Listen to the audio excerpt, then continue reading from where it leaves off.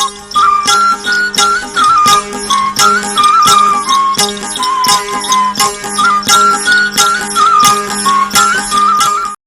जे माणिक मोतियुनि खे सुबुह जो सलाम। दुआ आहे जिते बुझो ख़ुशि हुजो, आबाद हुजो पंहिंजनि वॾनि सां, पंहिंजनि नंढनि सां। नाज़रीन, जीअं तव्हांखे ख़बर आहे हींअर कल्चरल डे वेझो आहे ऐं उन जे करे हमेशह असां सां गेस्ट हूंदा आहिनि, सुठा सुठा बहितरीन ऐं सुलझियल इल्म जे शौर सां नवाज़ियल। अॼु बि असां सां ख़ूबसूरत महिमान आहिनि, उन्हनि पंहिंजो टाइम कढियो आहे, हिते आया आहिनि। ऐं नाज़रीन, जॾहिं कल्चर जी ॻाल्हि अचे थी, तालीम जी ॻाल्हि अचे थी, तालीम खे असांखे कीअं उजागर करिणो आहे, उन्हनि सां वधीक ॻाल्हाए करे असां मालूम कंदासीं। नाज़रीन, अव्हां बि असांजे प्रोग्राम में शरीक थी सघो था। स्क्रीन ते जेको नंबर अची रहियो आहे 02221028555 उहो डायल करे अव्हां बि असांजे प्रोग्राम में शरीक थी सघो था। नाज़रीन, असां सां गॾु जेके महिमान आहिनि, असांजे जेके पहिरियां महिमान आहिनि से आहिनि ज़ुल्फ़कार हालेपोटो, दानिश्वर आहिनि, भलीकार चवंदासीं प्रोग्राम सुबह महिराण में। ऐं उन्हनि जो ताज़ो ई किताबु आयो, एॾो बहितरीनु सुठो आहे। सुरतख़्ती जे हवाले सां जेकॾहिं ॻाल्हि कजे त नाज़रीन ही बहितरीनु किताबु आहे। जेके असांजा ॾिसंदड़ आहिनि, जेके असांजा व्यूअर्स आहिनि, असांजा प्यारा आहिनि, हिनखे पढ़े सघनि था, हितां सिखी सघनि था। ख़ासि तौर ते जेके ॿार आहिनि उहे सिखनि त केतिरी जेका सुरतख़्ती आहे उहा ज़रूरी आहे ऐं केॾी मुश्किल हूंदी आहे यादि करणु, जेका अलिफ़ खां ये ताईं असां यादि कंदा आहियूं, या उनखे कीअं असां जेके वर्ड्स आहिनि उन्हनि खे असां तलफ़ुज़ जेके आहिनि उन्हनि खे कीअं उचारींदा आहियूं, सभु माना रखे थो। सो नाज़रीन, असां सां गॾु जेके ॿिया महिमान आहिनि से आहिनि ज़ुल्फ़कार क़ादरी, सोशल एक्टिविस्ट आहिनि, भलीकार चवंदासीं प्रोग्राम सुबह महिराण में। सब खां पहिरीं ज़ुल्फ़कार हालेपोटो साहब, कीअं लॻो सुबह महिराण में अची करे? माशाल्लाह एॾो सुठो जेको आहे अजरक पहिरियल आहे, तव्हांखे टोपी पातल आहे ऐं हीउ एॾो बहितरीनु जेको किताबु आहे हुन जो सभ खां अवल तव्हांखे मुबारक हुजनि। Thank U very much. तव्हांखे बि एडवांस मुबारक हुजनि कल्चरल डे जो। असल में ही टोपी अजरक जेका तव्हां ॾिठी आहे इहा हंगामी बुनियादनि ते ज़ुल्फ़कार क़ादरी साहब मुर्तज़ा मजबूर मैनेज कई आहे, छो जो आहे फ्लाइट वञिणो आहे दुबई, उते कल्चरल शो आहिनि। हिकिड़ो 2 तारीख़ आहे तमामु वॾो सिंधी कम्युनिटी जो, हिकिड़ो 9 तारीख़ आहे। सो उन जी तयारियुनि जे सिलसिले में निकिरूं था। अच्छा, हाणे ई तव्हां ॿाहिरां थी आया हुया, माशाल्लाह विज़िट पिया कयो, सोशल मीडिया ते तव्हांखे ॾिसूं पिया, इलाही ख़ूबसूरत पियो लॻे। छा सिखियो, छा पिरायो, छा ॾिठो? बेसिकली त ट्रिप हो जेका अमेरिका जी हिकिड़ी तमामु वॾी आइलैंड गैस जी स्टेट आहे। मुख़्तलिफ़ अमेरिका जूं स्टेट्स मुख़्तलिफ़ कुदरती वसीलनि जे करे मशहूरु आहिनि। त जेका टेक्सिस स्टेट आहे, जंहिंजो वॾो मशहूरु शहर आहे ह्यूस्टन, जिते वधि में वधि सिंधी रहनि था सॼी दुनिया जा, उहा आइलैंड गैस जी स्टेट सॾाइबी आहे, जीअं सिंध आइलैंड गैस जी स्टेट आहे। त उते जो जेको गवर्नर आहे ऐं उतां जी जेका स्टेट असेंबली आहे, उन्हनि जे पारां इन्विटेशन हुई अयाज़ लतीफ़ पलीजे साहब खे, मूंखे। असां 12 ॾींहं स्टेट गेस्ट हुआसीं टेक्सिस गवर्नमेंट जा। उते वियासीं, कम्युनिटी सां मिलियासीं, लेजिस्लेटर सां मिलियासीं ऐं ज़ाहिर त डेमोक्रेसी जो केस पाकिस्तान जो हिकिड़े पीसफुल स्टेट हुजण जो केस, वरी उन में पाकिस्तान जे अंदरि जेके क़ौमियतुनि जा केस आहिनि, ख़ासि तौर ते सिंध जो केस आहे, उन हवाले सां अयाज़ साहब इंतहाई बहितरीनु उते ॻाल्हि ॿोल रखी, मूं बि उते पंहिंजो इनपुट ॾिनो। उहो 12 ॾींहंनि खां पोइ वरी आऊं मुख़्तलिफ़ रियासतुनि में वियुसि ऐं उते मुख़्तलिफ़ दोस्तनि सां जीअं मुलाक़ातूं थींदियूं आहिनि। ऐं जंहिं ॾींहं जे करे अॼु वेठा आहियूं कल्चरल डे, तव्हां ॾिसो उनजो बि बुनियादी मक़सदु आहे त माण्हू इंटीग्रेट थियनि, माण्हू वेझा थियनि, माण्हू पंहिंजे कल्चर खे सुञाणनि, माण्हू पंहिंजी तहज़ीब खे सुञाणनि ऐं सुञाणण खां अलावा फ़ख़्रु महसूसु कनि। ऐं तव्हां ॾिसो त हिन कल्चरल डे जो जॾहिं खां स्टार्ट थियो आहे, उन जा पायोनियर्स जेके बि आहिनि, उन्हनि में मुराई साहब ऐं बहिराण टीवी सरे फ़हिरिस्त आहिनि। उहो आइडिया शुरू खां ई उन्हनि खे इहो हूंदो त कोई अहिड़ो कमु कजे जंहिंमें माण्हुनि खे कंहिं सॉफ्ट एरिया ते गॾु कजे। ॾिसो न, तव्हां हींअर अगरि माण्हुनि खे चवंदो त पाकिस्तान में सदारती निज़ाम खपे या पार्लियामानी जमहूरी निज़ाम खपे, त हिकिड़ा सिंधी हिकिड़ी ॻाल्हि कंदा, ॿिया ॿी ॻाल्हि कंदा, हुकूमत कीअं थी हले न। कुझु शयूं अहिड़ियूं आहिनि जिन ते इतफ़ाक़ राय आहे सिंधी क़ौम जो, असांजी ॿोली, वतन, वसीला, कल्चर, त हीअ हिकिड़ी ॾाढी ज़बरदस्त इंटेलिजेंट आइडिया हुई त कल्चरल डे जो बहानो करे, कल्चरल डे सेलिब्रेट करण जो हिकिड़ो या फेस्टिविटी करे बेसिकली सिंधी माण्हुनि खे पंहिंजे कल्चर सां प्यार करणु सिखारियो। हीअं सम्झो त मतिलबु ही ॿोली जो फेस्टिवल आहे, सकाफ़त जो फेस्टिवल आहे। जी हा। अच्छा, हींअर जेके सरगर्मियूं थियनि पियूं ऐं जंहिंजूं तयारियूं पियूं थियनि, कल्चरल डे बि आहे ऐं स्लगन आहे महिराण टीवी जो त इलम पिरायो आहे सिंध संवारियो, उन बाबति छा चवणु चाहियो? हाणे त गॾियल आहे असां सभिनी सिंधी मीडिया जो। पहिरीं त जेका ख़ुशी मूंखे थींदी आहे, हर जाइ ते इहा ॻाल्हि कंदो आहियां त को वक़्तु हो जॾहिं सिंधी टोपी अजरक खे ईअं ॾिठो वेंदो ॼण ॼट माण्हू अलाए किथां आया आहिनि। तव्हां जीअं अॼु तव्हांखे एॾी ज़बरदस्त ड्रेस पई आहे, त इहे अहिड़ियूं ड्रेसूं जॾहिं असांजूं ख़वातीन अमड़ियूं भेणूं ऐं इहे ख़वातीन पाईंदियूं हुयूं त माण्हू चवंदा त अलाए ॻोठा आया आहिनि या छा। पर हिन कल्चरल डे जे नतीजे में सॼी सिंध में रहंदड़ सिंधी उहे त हुन फ़ख़्रु कनि था, पर पहिरीं अगरि कंहिंखे इहो ख़्याल बि त शायदि ही शइ न पायूं, शादियुनि मुरादियुनि में टोपी न पाए वञूं। माण्हू छा अॼु तव्हां ॾिसो त सॼी दुनिया में न फ़क़ति सिंधी फ़ख़्र सां सेलिब्रेट करे थो ऐं सॼी दुनिया हैरान थी ॾिसे थी।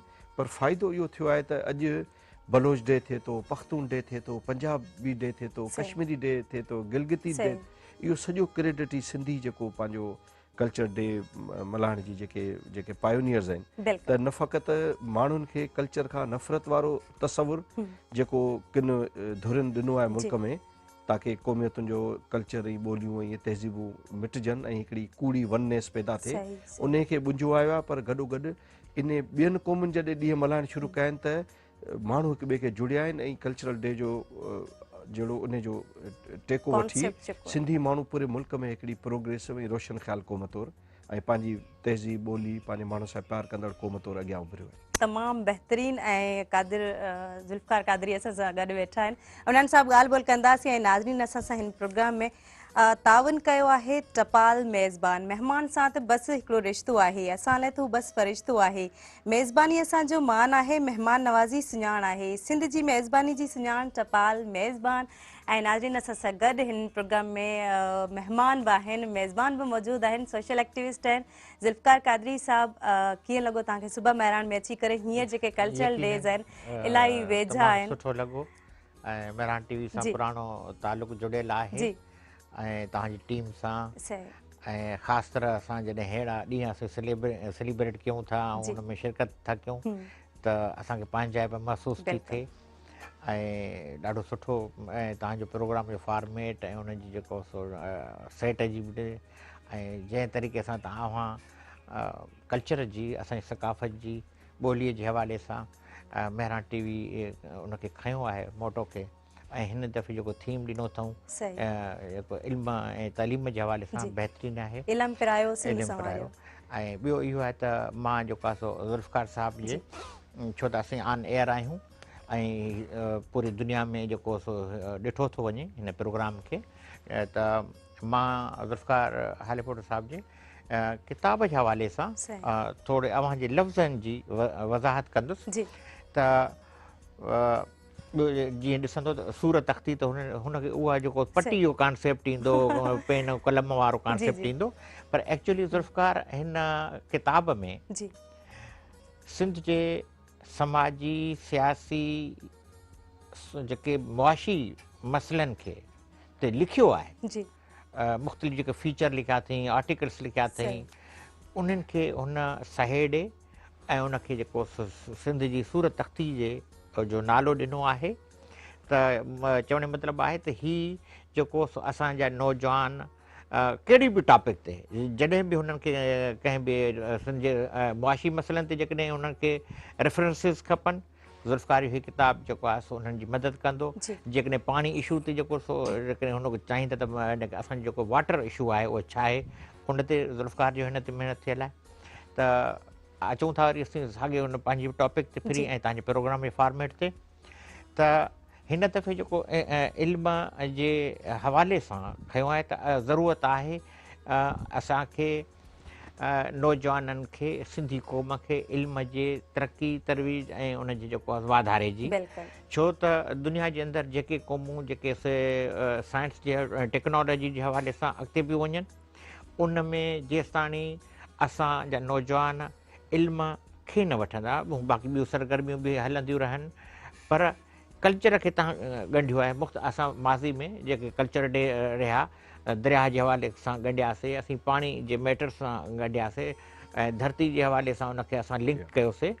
पर हिन दफ़े जॾहिं इहो थीम ॾिनो आहे त इल्म ऐं तइलीम जे हवाले सां, त हिकिड़ो बहितरीनु जेको आहे त हिकिड़ो मैसेज आहे त न सिर्फ़ु उनखे असां जेको पंहिंजे कल्चर खे सेलिब्रेट था कयूं, उन ॾींहं ते असां ख़ुशी जो इज़हार था कयूं, पर उन ॾींहं ते असांखे इल्म खे न विसारणु घुरिजे। तइलीम जेको आहे सो दुनिया जे अंदरि जिन क़ौमुनि तरक़ी कई आहे, जेके टेक्नोलॉजी में विया आहिनि, स्पेस जे अंदरि थी वञनि, जेके नयूं नयूं इजादूं थियूं थियनि, उहे इल्म सां थियूं आहिनि, तइलीम सां थियूं आहिनि। त ज़रूरत हुई त हिन साल हिन हिन खे कल्चर डे खे असां इल्म ऐं तइलीम सां ॻंढियूं। न त जेको सो हिकिड़ो इल्ज़ाम हो जेके जिन माण्हुनि खे हीअ असांजो जेको सो ॻाल्हियूं न वणंदियूं हुयूं, ही असां कल्चर डे जो जे हवाले सां नेगेटिव जेके से कमेंट्स बि ॾींदा हुआ त बसि हीअ त रुगो ॾींहुं रुगो नचण ऐं झुमरनि जो आहे त यकीनन जॾहिं बि का ख़ुशी हूंदी आहे उहा शादी जी ख़ुशी हुजे ऐं कंहिं ॿार जे विलादत जो हुजे कंहिं जेको छठी हुजे मतिलबु ख़ुशी में त माण्हू नचंदो आहे झुमर इज़हार जा तरीक़ा आहिनि सही इहे। अच्छा पर तनक़ीद सुठी आहे न तनक़ीद मां माण्हू सिखंदो माण्हू आहे सिखे थो उन मां बि कुझु पिराईंदो हा। आहे उनजी मोट तनक़ीद जॾहिं बराए असली तामीर हक़ीक़त हुजणु आहे खपे। साम्हूं ईंदी आहे सुठो लॻंदो आहे तनक़ीद बिराए इस्लाह बराए हुजे इस्लाह हुजे। त उहो बहितर हूंदो आहे त उनजे करे त उन्हनि जे लाइ बि इहो सुठो जवाबु हो अच्छा त हर माण्हू इस्लाह बि नथो करे सघे ॾिसो हिन में हीअं आहे त अल्हम्दुलिल्लाह असीं जेके मुस्लमान आहियूं या जेके बि दुनिया जे अंदरि पैगम्बर आया नबी आया जेके असां सहीफ़ा आया या अलाह जी तरफ़ां किताब आया या उन्हनि जे अंदरि प्रीच आहे उन्हनि जे अंदरि तव्हां माण्हुनि खे प्रचार कयो जी उन्हनि मां कुझु सुधरंदा कुझु न सुधरंदा पर तव्हां पंहिंजी लाइन ते क़ाइमु रहो ऐं हिकिड़े ॾींहुं दुनिया बहितरी जे तरफ़ ईंदी थींदी। बिल्कुलु तमामु बहितरीनु ॾाढी सुठी ॻाल्हि कयो। हाले पोटो साहिबु छा चवणु चाहींदा हुआ त जीअं ज़ुल्फ़कार क़ादरी साहिबु इल्म जी ॻाल्हि कई त अव्हां बि कॾहिं शागिर्द हुआ ऐं वरी माशाअल्लाह एॾे वॾे किताब जा ईअं खणी चऊं दानिश्वर आयो साहिब किताब आयो ऐं ॾाढी ख़ुशी थींदी आहे जॾहिं अहिड़ा सिंधी असां ॾिसंदा आहियूं या जिन एतिरी महिनत कई आहे इनखे सहेड़ण में ऐं इन जो जेका ज़ाहिर आहे हिकिड़ी रिसर्च बाक़ाइदा मां कई आहे उन खां पोइ वञी तव्हां एॾो सुठो किताबु जेको आहे तयारु कयो आहे छा चवणु चाहींदा? ॾिसो क़ादरी साहिब जूं ॻाल्हियूं ज़बरदस्त आहिनि ऐं ज़ाहिर आहे लफ़्ज़ इक़रा जो इस्तेमालु जेको आहे त पढ़ो लिखो ऐं आउं सम्झां थो त हिकिड़ी तव्हां ॾिठो आहे कॾहिं कॾहिं इलाही माण्हू जी क्वालिफिकेशन का डिग्री न हूंदी आहे पर उनजी फोक विज़डम एॾी ज़बरदस्त हूंदी आहे ॿारहाड़ियुनि में तव्हांखे अहिड़ा माण्हू मिलंदा हाणे त घटिजनि पिया तव्हां सां अहिड़ियूं ॻाल्हियूं कंदा तव्हांखे लॻंदो त PhD बि अहिड़ी ॻाल्हि न करे सघे त तालीम जा बि ॿ टे ज़रिया आहिनि ऐं चाहियूं था त छाकाणि त तालीम आहे हिन दफ़े मौज़ू त इहो पंहिंजा व्यूअर्स जेके ॾिसनि पिया उहे पंहिंजे ॿारनि खे सम्झाइनि छो जो आउं पंहिंजे ॿारनि खे ईअं ट्रीट थो कयां उहो तव्हांखे एक्सप्लेन पियो कयां त छा आहे ॿारनि खे आउं इहो सम्झाईंदो आहियां त तालीम बुनियादी तौर ते शौर जो नालो आहे तालीम तनक़ीदी निगाह तव्हां में पैदा थिए उन जो नालो आहे तव्हांखे हिकिड़ो बहितर शहरी करे उन लाइ जेको बि दुनिया में इल्म आहिनि उहे गॾिया आहिनि उन इल्मनि जा ॿ तरीक़ा आहिनि हिकिड़ो लिटरेचर आहे तव्हां पढ़ो था सॼी दुनिया जो हिकिड़ी उहा रिवायती तालीम आहे जंहिंजे थ्रू तव्हांखे डिग्री थी मिले मिसाल तौरु आउं सॼी दुनिया जो लिटरेचर पढ़ी सघां पर आउं जेकर सुभाणे किथे जॉब लाइ अप्लाई थो कयां कंहिं इंजीनियरिंग फर्म में त पुछंदा तूं बी आहीं या अगर सिविल डिपार्टमेंट जी जॉब है तो चंदा तू मैकेनिकल में बी आई असांखे त सिविल खपे हिकिड़ी फोक विज़डम आहे उहा तालीम आहे जेका माहौल तव्हांजो इंडिजीनियस सॼो कल्चर तव्हांजूं पीढ़ियुनि खां तव्हांखे नस्ल दर नस्ल अचे थो त उहा तालीम जेका अचे थी फोक विज़डम सां हिकिड़ी तालीम जेका तव्हांखे जर्नल पढ़ाई थी ॾिए हिकिड़ी तालीम उहा आहे जेका तव्हांखे तालीम जंहिंजो नालो आहे उहा तव्हांखे टेक्स्ट बुक सिलेबस निसाब ऐं एजुकेशन ई आहे त तव्हां ॾिसो उहे क़ौमूं जिते इहे टई शयूं गॾिजी वियूं आहिनि उहे क़ौमूं हिन वक़्तु तरक़ी जी बुलंदियुनि ते आहिनि मिसाल तौरु यूरोप सॼो ॾिसो अमेरिका ॾिसो कैनेडा ॾिसो साउथ ईस्ट एशिया ॾिसो इवन हिंदुस्तान असांजा पाड़ेसरी मुल्क आहे ईरान त उते जॾहिं माण्हुनि इहे टई शयूं गॾायूं आहिनि त तव्हां ॾिसो त उन्हनि माण्हुनि खे थोरी 8 ॿाहूं या 12 अखियूं आहिनि उहे बि असां जहिड़ा इंसान आहिनि तव्हां वञो सॼी दुनिया में माण्हू पाण जहिड़ा आहिनि खिलनि पाण वांगुरु था रोअनि बि पाण वांगुरु था हलनि बि पाण वांगुरु पर जॾहिं इहे टई शयूं इहे टई ॾहापूं गॾायूं आहिनि उहे क़ौमूं तरक़ी ते आहिनि असां वटि प्रॉब्लम छा आहे त असां वटि फोक विज़डम बि आहे असां वटि जेको आहे सो लिटरेचर पढ़ण वारा बि आहिनि माण्हू ऐं जेका निसाब वारी तालीम आहे उहा बि ॿार पढ़ाइण लाइ तयारु वेठा आहिनि प्रॉब्लम किथे आहे त जेको स्टेट क्राफ्ट आहे जेको रियासत जूं तालीम जूं ज़िम्मेवारियूं आहिनि मुख़्तलिफ़ हुकूमतुनि जूं तालीम जूं ज़िम्मेवारियूं आहिनि वरी हुकूमत जा मुख़्तलिफ़ इदारा आहिनि उन्हनि जूं ज़िम्मेवारियूं आहिनि उहे पंहिंजी ज़िम्मेवारियूं पूरियूं कनि ई कोन था नथा कनि त नतीजे में तव्हांखे इलाही माण्हू रस्ते ते टकराईंदा हूंदा तव्हां सोचींदा हूंदो त केॾी इंटेलिजेंट आहे पर अञा जॉबलेस छो आहे ईअं तव्हां केॾी महिल सोचींदा हूंदो केॾी इंटेलिजेंट आहे पर लॻे थो त हिनखे सपोर्ट न मिली इन करे प्रॉपर जेको आहे सो एजुकेशन ई न करे सघी त हिन साल बि जेको हीउ मौज़ू आहे उनखे इन चैलेंज तौरु खणिजे ऐं मोराई साहिब जो त मुंहिंजी न्याज़मंदी आहे मोराई साहिब सां पुराणी मोराई ही चैनल बि पोइ खुलियो, ही सभु मौज़ू पोइ आया। मोराई साहिब जो 30 सालनि 40 सालनि खां इहो हिकिड़ो चइजे न हथोड़ो खणी हैमरिंग सॼे जिते वेहंदा कचहरी में पहिरीं चवंदा बाबा तालीम, उन तालीम जी ॻाल्हि छो थो करे मोराई साहिब जा हाणे सॼा जेके पंहिंजा चैनल अख़बारूं इन्वॉल्व आहिनि त उहे सम्झनि था त जेका ही तालीम आहे इहा फोक विज़डम ऐं जेका जनरल नॉलेज उन सां गॾु बि त सिंधी सोसाइटी टेक ऑफ कंदी। ऐं तालीम कीअं थी टेक ऑफ करायां, तव्हांखे हिकिड़ी मिसाल थो ॿुधायां त मिसाल तौरु ॿाहिरि निकिरंदो तव्हां ज़ुल्फ़कार क़ादरी साहिब जी ॿाहिरि गाॾी बीठी आहे, उन गाॾी खे तव्हां अगरि सॼी मेहरान टीवी जो स्टाफ बि हथनि सां खणणु चाहींदो न त न खणी सघंदो, पर हिकिड़े मख़सूस जाइ ते जेक रखंदो ऐं उहो जेक रुगो हिकिड़ो माण्हू हलाईंदो त सॼी गाॾी बदिलजी। त हीअ जेका तालीम आहे इहा सोसाइटियुनि लाइ हिकिड़ो जेक आहे। तव्हां वटि वसीला हुजनि, मिसाल तौरु पाकिस्तान वटि घटि वसीला आहिनि, पर सॼी दुनिया चए थी तव्हांजो लिटरेसी रेट कोन्हे, तव्हां वटि नियाणियूं पढ़ायो कोन था, तव्हां वटि गोस्ट स्कूल लॻा पिया आहिनि, तव्हां वटि गोस्ट कल्चर आहे, पॉलिटिसाइज़ेशन ऑफ एजुकेशन आहे। भई सबबु छा आहे जॾहिं तव्हांखे अलाह ताला हर नेमत ॾिनी आहे, उनजो सबबु इहो आहे जो उनजा सबबु ज़ाहिर सियासी आहिनि, पर आउं चवां थो त जेकर तालीम मिले ऐं ख़ासि तौर ते नियाणियुनि खे तालीम मिले त सोसाइटी जेका वसीलनि सां मालामाल आहे उहा रुगो तव्हां हिकिड़ो जेक हीअं हलाईंदो न त सॼी पाकिस्तानी सोसाइटी सिंधी सोसाइटी हीअं तमामु बहितरीन वॾी ॻाल्हियुनि जो सिलसिलो जारी रहंदो। ब्रेक जो टाइम थियो आहे ऐं हिन प्रोग्राम सां तावन कयो आहे टपाल मेज़बान। महिमान सां त बसि हिकिड़ो रिश्तो आहे, असां लाइ थो बसि फ़रिश्तो आहे। मेज़बानी असांजो मान आहे, महिमान नवाज़ी सुञाण आहे। सिंध जी मेज़बानी जी सुञाण टपाल मेज़बान वठंदासीं। ब्रेक खां पोइ असां वापसि ईंदासीं। केॾा न वञो, असां सां गॾु रहिजो।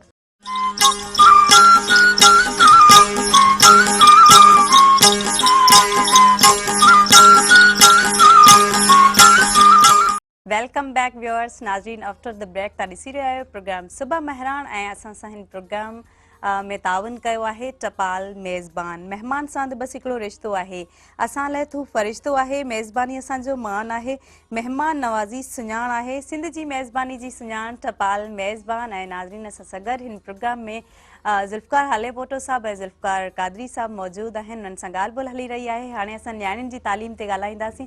ज़ुल्फ़कार साहब, छा था सम्झो त नियाणियुनि जी जेका तालीम आहे उहा केतिरी ज़रूरी आहे? नियाणी जी तालीम जेसि ताणी अव्हां हिन समाज में नियाणियुनि खे यानी नियाणी जो जेको जंहिंखे असीं औरत बि चऊं, जेसि ताणी असांजे समाज में औरत नथी सुजाग थिए, नथी तालीम जे तरफ़ वञे त ओसि ताणी उहो समाज जेको सो तरक़ी नथो करे।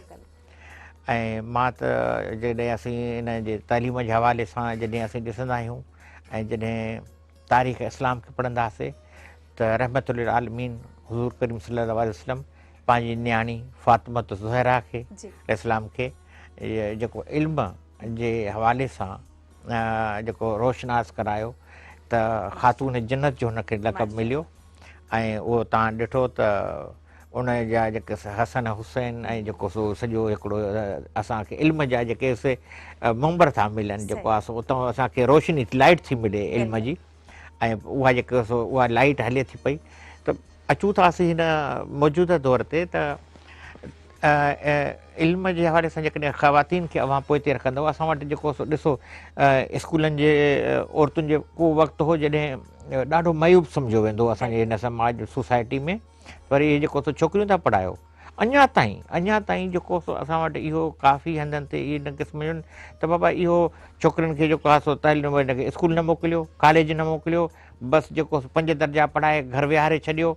ऐं हीअ जेके छोकिरियूं जेको सो पोइ वरी थी वेंदियूं, ऑकवर्ड थी वेंदियूं, अॻिते हली वेंदियूं, तव्हांजे हथनि खां निकिरी वेंदियूं। इहो जाहिलियत जी निशानी आहे, जाहिलियत जे दौर जंहिंखे जाहिलियत जी सोच आहे।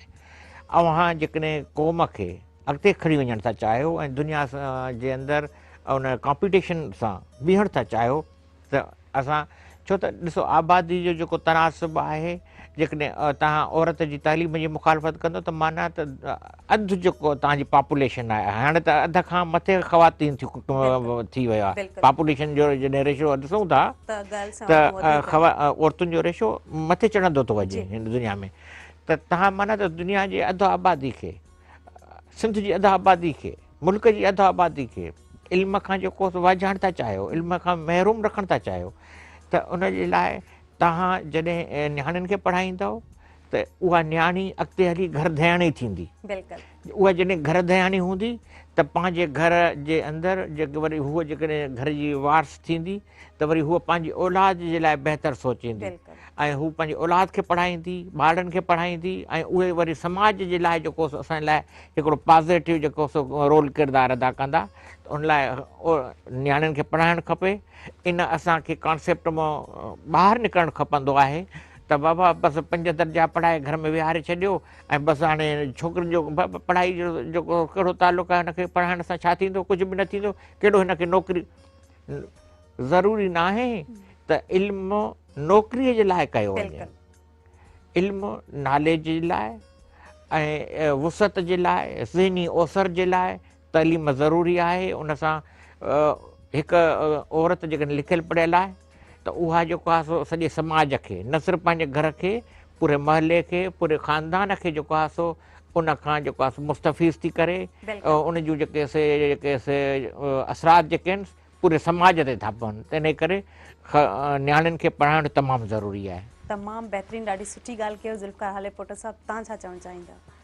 बिल्कुलु ईअं आहे। ॾिसो जेके यूनाइटेड नेशंस जो जेको चार्टर आहे एजुकेशन ते, उन में जेको गर्ल्स एजुकेशन जो सेक्शन आहे बुक में, उन में मथां ई मथां लिखियलु आहे त हिकिड़ो मर्द पढ़ायो त हिकिड़ो फ़र्द पढ़ायो, हिकिड़ी औरत पढ़ायो त हिकिड़ो नस्ल पढ़ायो। त बिल्कुलु इहा ॻाल्हि ईअं आहे त तव्हां औरत, छो जो असां पंहिंजे घर में ॾिसूं था न, ॿाहिरि छो वञूं, पंहिंजूं मिसालूं ॾियूं। असांजा मिट माइट आस पास में रिश्तेदार दोस्त यार जिन जे घरनि में खणी 5 या 10 क्लास ई पास, जिते औरत खे थोरी बि तालीम आहे न, त उन जी साञाइ जे करे ॿारनि जी तालीम बहितर थी आहे। घर जो माहौल, सिविक एजुकेशन, जेके समाजी इख़लाक़ी आदाब थियनि था उहे असां पंहिंजी अखियुनि सां ॾिसूं था। असांजा इलाही दोस्त आहिनि, मिट माइट आहिनि जेके पैसे वारा आहिनि, तमामु घणा वसीला अथनि, पर छाकाणि त औरतूं पढ़ियल न हुयूं घरनि में, ईअं न आहे त हुननि जी ख़्वाहिश न हूंदी न पढ़ूं, थिए थो माण्हू नथो पढ़े, हुननि जूं नियतूं सुठियूं, चाहिनि था असांजा ॿार वधनि, पर जेकी माउ जी परवरिश ऐं ट्रेनिंग आहे, छो जो मुंहिंजी ज़ाती राय आहे त इन माना ऐं केॾी महिल दोस्तनि खे चवंदा त इन में अलाह जी का वॾी विज़डम रखियलु आहे। त हुन जेका रिप्रोडक्टिविटी आहे न, ॿार ॼमण जी सलाहियत रुॻो औरत खे ॾिनी आहे। इन में मिसाल तौरु कुदरत जे मर्द खे बि ॾेई पई सघी, त ए बि न हुजे हा मर्द बि, पर इन में का विज़डम आहे त औरत खे ई इहा जेकी नेमत आहे न कुदरत रिप्रोडक्टिविटी, त इन करे औरत जी कुख जेकी आहे न उहा ई सम्झे थी। माना इहो मुंहिंजो तजुर्बो अथव, माउनि सां, पंहिंजी माउ सां इलाही वेझो आहियां, भेणुनि सां, ॿारनि सां।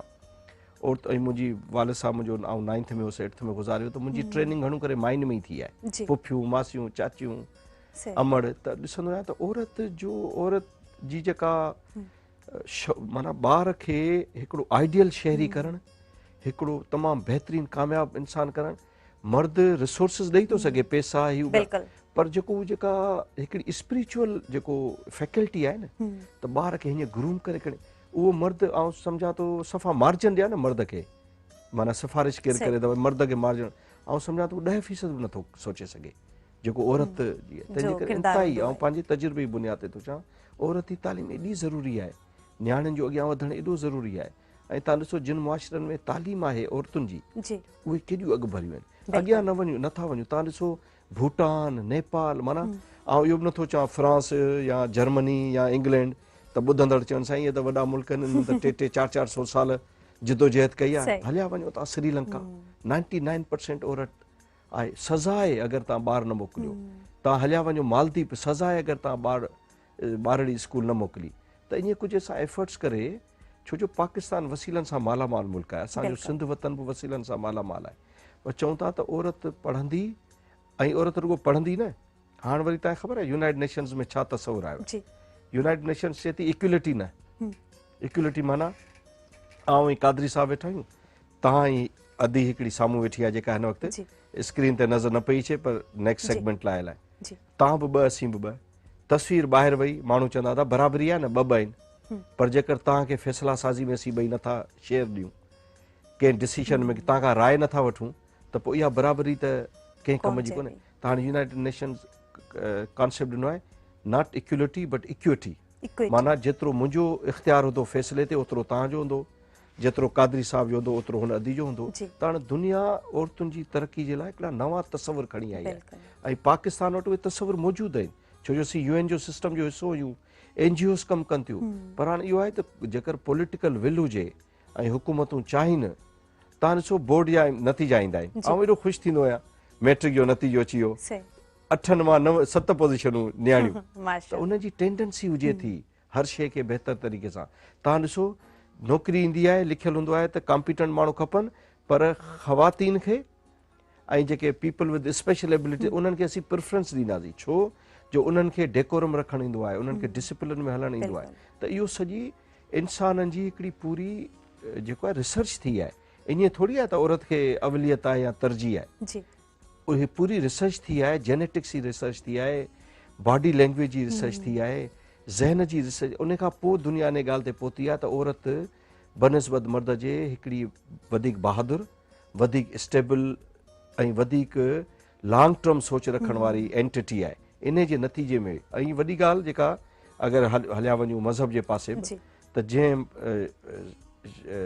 जंहिं हस्तीअ जे करे शख़्सियत जे करे सॼी काइनात जो जहां ठहियो आहे उन ई पहिरीं पंहिंजी धीअ खे अवलियत ॾिनी उन हर ॻाल्हि में डिसीजन मेकिंग में हर ॻाल्हि में हर मामले में उनखे अॻियां रखियो त भला दुनिया जे ॿियनि मुल्कनि खे छॾियूं रुॻो पंहिंजे मज़हब खे दीन खे खणूं त बि ॾिसूं था त औरत खे अहमियत आहे अवलियत आहे ऐं हिकिड़ी कामयाबु बिज़नेस वूमन सां हुनजी शादी आहे उहा अकेलो डील थी करे अॼु बि तव्हां ॾिसो केतिरा सौ साल अॼु बि जेकर का ख़ातून कारोबार थी करे तदा घुमे पई फिरे पई हले पई त इहे सभु परसेप्शन्स ख़तमु थियणु घुरिजनि छो जो असां वटि मिसाल मौजूदु आहिनि त असांजे नबी बि धीअ बि अॻियां कई त पंहिंजी ज़ोजा खे बि अॻियां कई तव्हां ॾिसो उन्हनि ॾींहंनि में अरबस्तान में त न को कारूं हुयूं न मोटरूं हुयूं न टेलीफोन इंटरनेट हू फिज़िकली इंटरेक्ट कंदी कारोबार कंदी नेगोशिएट कंदी माण्हू वेहंदा ताजिर उन्हनि सां सॼो लेन देन थींदो त औरत खे पंहिंजे मज़हब जे दुनिया जे हर मज़हब में पर पंहिंजे मज़हब में ख़ासि अवलियत आहे इन करे पंहिंजे बि मुआशिरे में उन इज़त खे जेतिरो जल्दी एडॉप्ट कंदासीं नियाणियुनि खे अॻियां कंदासीं ओतिरी बहितरी रहंदासीं तमामु बहितरीनु वधी ॻाल्हि ॿोल कंदासीं अञा खाधनि जे हवाले सां ॻाल्हि ॿोल कंदासीं तोहफ़ा जेके हिक ॿिए खे ॾींदा वठंदा आहियो या जेको गैदरिंग्स थींदियूं रहंदियूं आहिनि उन्हनि ते बि ॻाल्हि ॿोल कंदासीं छो जो सिंध सॼी सोन आहे नाज़रीन वठंदासीं ब्रेक पर हिन प्रोग्राम सां तावन कयो आहे टपाल मेज़बान महिमान सां त बसि हिकिड़ो रिश्तो आहे असां लाइ तूं फ़रिश्तो आहे मेज़बानी असांजो मान आहे महिमान नवाज़ी सुञाण आहे सिंध जी मेज़बानी जी सुञाण टपाल मेज़बान नाज़रीन वठंदासीं साईअ खां पोइ असां मोटंदासीं केॾांहुं न वञो असां सां गॾु रहिजो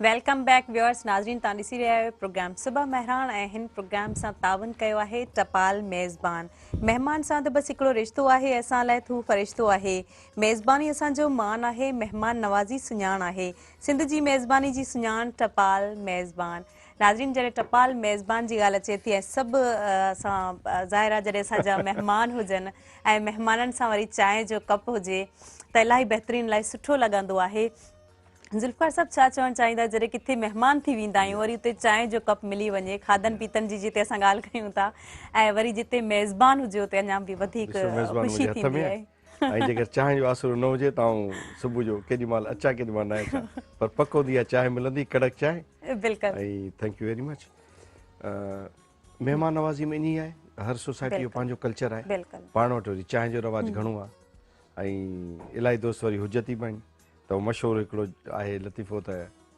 महिमान केॾांहुं वियो ई उन खां पुछियो त चांहि पीअंदो या थधो त चईं साईं चांहि कढ़े ते साईं थधो खणी अचो सो थधो पाणी पीतो अथऊं हाणे मथां चांहि पिया तमामु बहितरीनु खाधनि जी ॻाल्हि कजे त मुख़्तलिफ़ गैदरिंग्स थींदी रहंदियूं आहिनि त हाणे वरी दुबई बि वञो पिया तव्हां त छा सोचे वञो पिया पहिरीं त इहो ॿुधायां जेके मुख़्तलिफ़ गैदरिंग्स थियनि थियूं उन में जंहिं साल कल्चरल डे ते थियो हो ऐं सभु जेके असांजा सिंधी चैनलनि जा वॾा आहिनि उहे पाण में वेठा हिकिड़ो ॾींहुं मुक़ररु थियो तॾहिं वरी ज़ाहिर सॼी सिंधी सोसाइटी खे काल हुई ऐं हुला हुई मुशरफ जहिड़ो आमिर हिकिड़ो जाबिर फाशिस्ट हिकिड़ो डिक्टेटर असांजे मथां वेठो उहो उलरूं पियो करे ऐं ठठोलियूं पियो करे सिंधी कल्चर ते वरी उन जा जेके छाड़ता एंकर्स हुआ त सिंधी माण्हुनि ते कयो त असीं हिकिड़े पीसफुल डेमॉन्स्ट्रेशन सां रिस्पॉन्ड कंदासीं त पोइ जेॾी महिल इहो काज़ी साहिबान, असद काज़ी साहब वारा ऐं असलम काज़ी वारा, मोराई साहब ऐं जेके बि दोस्त हुआ पाण में गॾिया त उन्हनि पोइ इहो तइ कयो त ओॾी महिल वरी कुझु दोस्तनि तइ कयूं पंहिंजूं वॉलंटियर एक्टिविटीज़। जी कंहिं चयो असीं हीअ कंदासीं, कंहिं चयो हीअ कंदासीं। त असांजी जेकी संगत आहे हैदराबाद में, असां इहो तइ कयो त असीं साञाए वंदनि जी हर साल कचेरी रखंदासीं।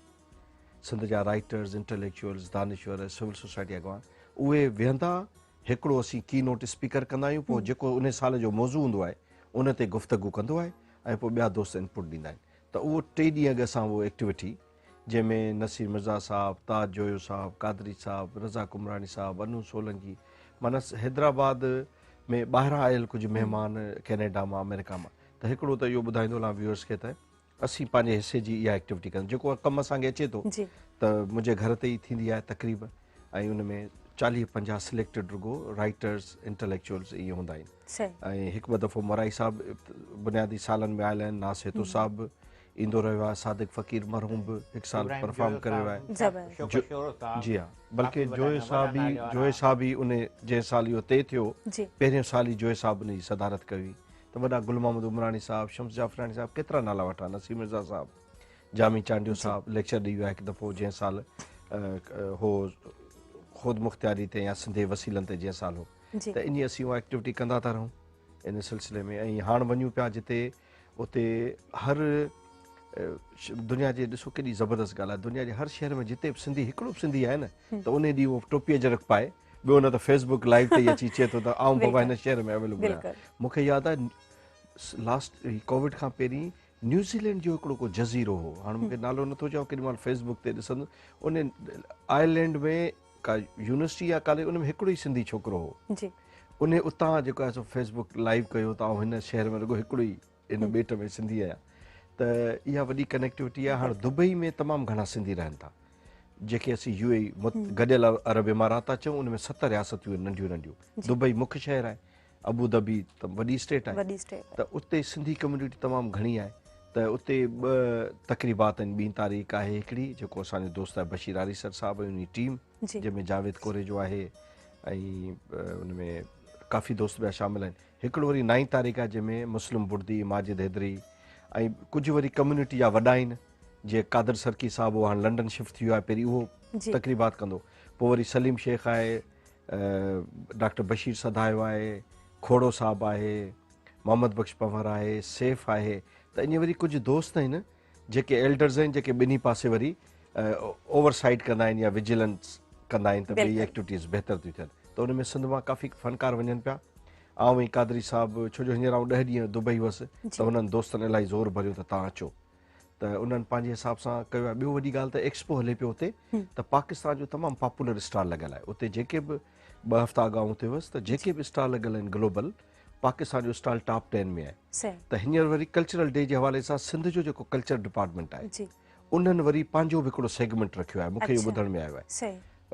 त ऐं सेक्रेटरी साहब हाणे ॾाढो डायनेमिक माण्हू आहे, रहीम सुमरो साहब, त उहे उते वञनि पिया कुझु आर्टिस्ट, पोइ उहे वरी ॿिन्ही प्रोग्रामनि में। त जहिड़ी दुबई में सिंध खां पोइ जेको वॾे में वॾो पिड़ थींदो सिंधियुनि जो, उहो बेसिकली वञी UAE में थींदो। त मूंखे कादरी साहब खे दावत हुई, सो असीं 2 ॼणा इनकार न करे सघियासीं, सो हाणे पंहिंजे ख़र्च भाड़े ते वञूं पिया। तमामु बहितरीनु, वाह वाह। अच्छा कादरी साहब, अवां छा चवणु चाहींदा त हुते खाधा उहे अवां खे ई जेके सिंधी खाधा इन तरह जा मिली सघंदा, या हुते अहिड़ियूं तकरीबूं थी सघनि थियूं, या कुझु शयूं तव्हां पंहिंजे पाण सां जोड़े था वञो? ॾिसो, सिंधी जिथे बि आहिनि, दुनिया जे कहिड़े बि हुजनि, हिसे में हुजनि, खंड में रहनि, दुनिया जे, पर उते हुननि पंहिंजी रिवायतुनि खे न विसारियो आहे। तव्हां कैनेडा में वेंदव त तव्हांखे उते चांवर जी मानी मिलंदी, लस्सी मिलंदी, ऐं उते जेको सो असां वटि भींडियूं, बिह मिलंदा, जेको आहे सो पली मिलंदी। बिल्कुलु। अच्छा कादरी साहब, माज़रत सां कॉल रिसीव कयूं, उहो बि असां सां शामिल हूंदा आहिनि इन प्रोग्राम में। हेलो, अस्सलाम वालेकुम। वालेकुम सलाम। केर अन से गॾु, पंहिंजो तारीफ़ कराइजो। जी जी जी, वकील एम इकबाल बंबरो, छोड़ उमरकोट। भलीकार चवंदासीं प्रोग्राम सुबह महरान में, छा चवणु चाहींदा? तमामु ज़बरदस्त आहिनि, पंहिंजा महिमान तमामु सुठियूं ॻाल्हियूं ॿुधाए रहिया, असांखे काफ़ी कुझु सिखण लाइ मिले पियो। ऐं असांजो हमेशह इहो ई पैगाम हुजे थो बहिरान टीवी जेको आहे तमामु हींअर ज़बरदस्त प्रोग्राम कल्चर जे हवाले सां ऐं असांजो इहो त हिकु निज़ाम हिकु सिंध हुजणु खपे ऐं नियाणियुनि खे ख़ासि करे अॻिते हिकिड़ो मौक़ो ॾिनो वञे जेको अॻिते मूंखे अहिड़ा रिसोर्स ॾिना वञनि तमामु कि बहितरीन उहो अॻिते वधण जी कोशिशि कनि इलाही सुठी तव्हां ॻाल्हि कई ॿियो कुझु चवणु ऐं चाहियो? हिकिड़ो प्रोग्राम सुठो कयो वञे असां वटि उमरकोट फॉल्ट में जेको लाइव महिरान टीवी जे तरफ़ां ऐं इनवाइट कयूं तव्हां सभिनी खे जी थैंक यू तमामु बहितरीन वॾी महिरबानी अव्हां जी अव्हां कॉल कई इन प्रोग्राम में शामिल थिया यकीनन जॾहिं लाइव कॉलर्स कॉल कनि था कुझु शेयर करे वठनि था कुझु नओं ॿुधाए वठनि था त इलाही ख़ुशी थींदी आहे ऐं प्रोग्राम खे ईअं खणी चऊं त चार चंड लॻी वेंदा आहिनि असां सां गॾु कादरी साहब मौजूदु आहिनि जी सर त मूं चयो त असांजा ट्रेडिशनल खाधा तव्हांखे जिथे किथे जिथे सिंधी आहिनि उहे तव्हांखे उहो जॾहिं का दावत आहे या रूटीन में तव्हांखे सभु मिलनि थियूं पली मिले थी मच्छी मिले थी उहो पलो मिले थो चांवर जी मानी ॿाझर जी मानी ट्रेडिशनल खाधा जेके आहिनि असांजा उहे जिथे किथे माण्हू पंहिंजे रीतुनि रस्मुनि खे नथा विसारनि उते बि अमेरिका में बि कैनेडा में बि जेकॾहिं मुतहदा अरब इमारात आहे त जिथे किथे उहे आहिनि असां त हिते वेठा आहियूं हिते त असांजे जो जी पहुच में आहिनि पर जिन मुल्कनि में इहा पहुच न आहे त बि उहे माण्हू उहे सिक मंझां उहे शयूं घुराइनि था पाण वटि रखनि था ऐं उते त वरी ॿियो निज़ाम आहे फ्रीज़ करे रखनि था शयूं पोइ वरी जॾहिं बि उन्हनि जी मर्ज़ी आहे त चाढ़नि था पचाए खाराइनि था महिमाननि खे त सिंधी ट्रेडिशनल खाधनि जे हवाले सां त असांजी ऐं वरी वॾी ॻाल्हि आहे त असांजे सिंधी खाधनि जी लस्ट ई पंहिंजी आहे उनजी लज़त ई दुनिया में मुख़्तलिफ़ आहे ॾिसो बारबीक्यू आहे चाइनीज़ जैपनीज़ खाधा आहिनि ॿिया आहिनि जेके अमेरिकन जेके आहिनि पर तव्हां ॾिसंदव त उहा खणी हुजे या न हुजे पर मां ॾिसंदो आहियां इस्लामाबाद में लाहौर में त उहा खणी बिरयानी कहिड़ी बि पचाइनि पर नालो लिखियलु हूंदो सिंधी बिरयानी बोर्ड सिंधी बिरयानी लिखियलु हूंदो त चवण जो मतिलबु आहे त असां वटि इन्हनि खाधनि जी पंहिंजी इम्पोर्टेंस आहे जेको आहे सो ऐं असां जंहिंसां इन खे वरी प्रमोट करण जी बि ज़रूरत आहे असां पंहिंजनि खाधनि खे जेकॾहिं प्रमोट कयूं त उनजी जेकी लस्ट आहे उहा पंहिंजी लस्ट आहे ऐं उनजो वॾो हिकिड़ो मार्केट बि आहे जेकॾहिं असां उनजी इस्लामाबाद में असांजे काफ़ी जेको आहे सो दोस्तनि ऐं असांजे नियाणियुनि भेनरुनि रेस्टोरेंट खोलिया आहिनि पाण हलाइनि पियूं ऐं उते सिंधी खाधा मिलनि पिया हाणे लाहौर में असांजा कुझु दोस्त अॻिते आया आहिनि जेके उन्हनि खाधनि खे उते जेको आहे सो उहे मिलनि था खाधा त ईअं दुनिया जे अंदरि बि तव्हांखे जेकॾहिं अमेरिका में वेंदव ज़ुल्फ़ार साईं हाणे थी आयो आहे मां बि हिकिड़ो दफ़ो चकर ॾेई आहियां त तव्हांखे उते बि उहे सिंधी खाधनि जी जेके तलब कंदव त उते तव्हांखे मिली वेंदा ऐं उनजी पंहिंजी लिस्ट आहे ऐं ॿियो इहो आहे त हर ॿोली हर ज़बान हर ख़िते जो पंहिंजो पंहिंजी लिस्ट आहे ऐं उनजो पंहिंजो आहे मिसाल असां वटि जॾहिं हिते पार्टीशन खां अॻु में या पार्टीशन खां पोइ जॾहिं असांजा उर्दू स्पीकिंग जेके ॿाहिरि आया जेके असांजे हिन समाज में मर्ज थिया त असां वटि जेके वरी ॿ टे शयूं नयूं जेके खाधनि में जेके आयूं हलीमो असांखे उन्हनि वटां मिलियो इहो जेको आहे कोफ़्ता उन्हनि वटां मतिलबु इन क़िस्म जूं शयूं इन खाधनि जी वरी ॾे वठि बि थिए थी तमामु बहितरीनु ॾाढो ख़ूबसूरत लॻंदो आहे जॾहिं ॾे वठि थींदी आहे कादरी साहिबु तव्हां दुबई वञो था ऐं असां वटि हिकिड़ो ई मिनट आहे न त उन में तव्हां नंढे हूंदे स्कूल बि वेंदा पढ़ंदा त तव्हां मैसेज कहिड़ो ॾियणु चाहींदा उहे ॾींहुं मां यकीनन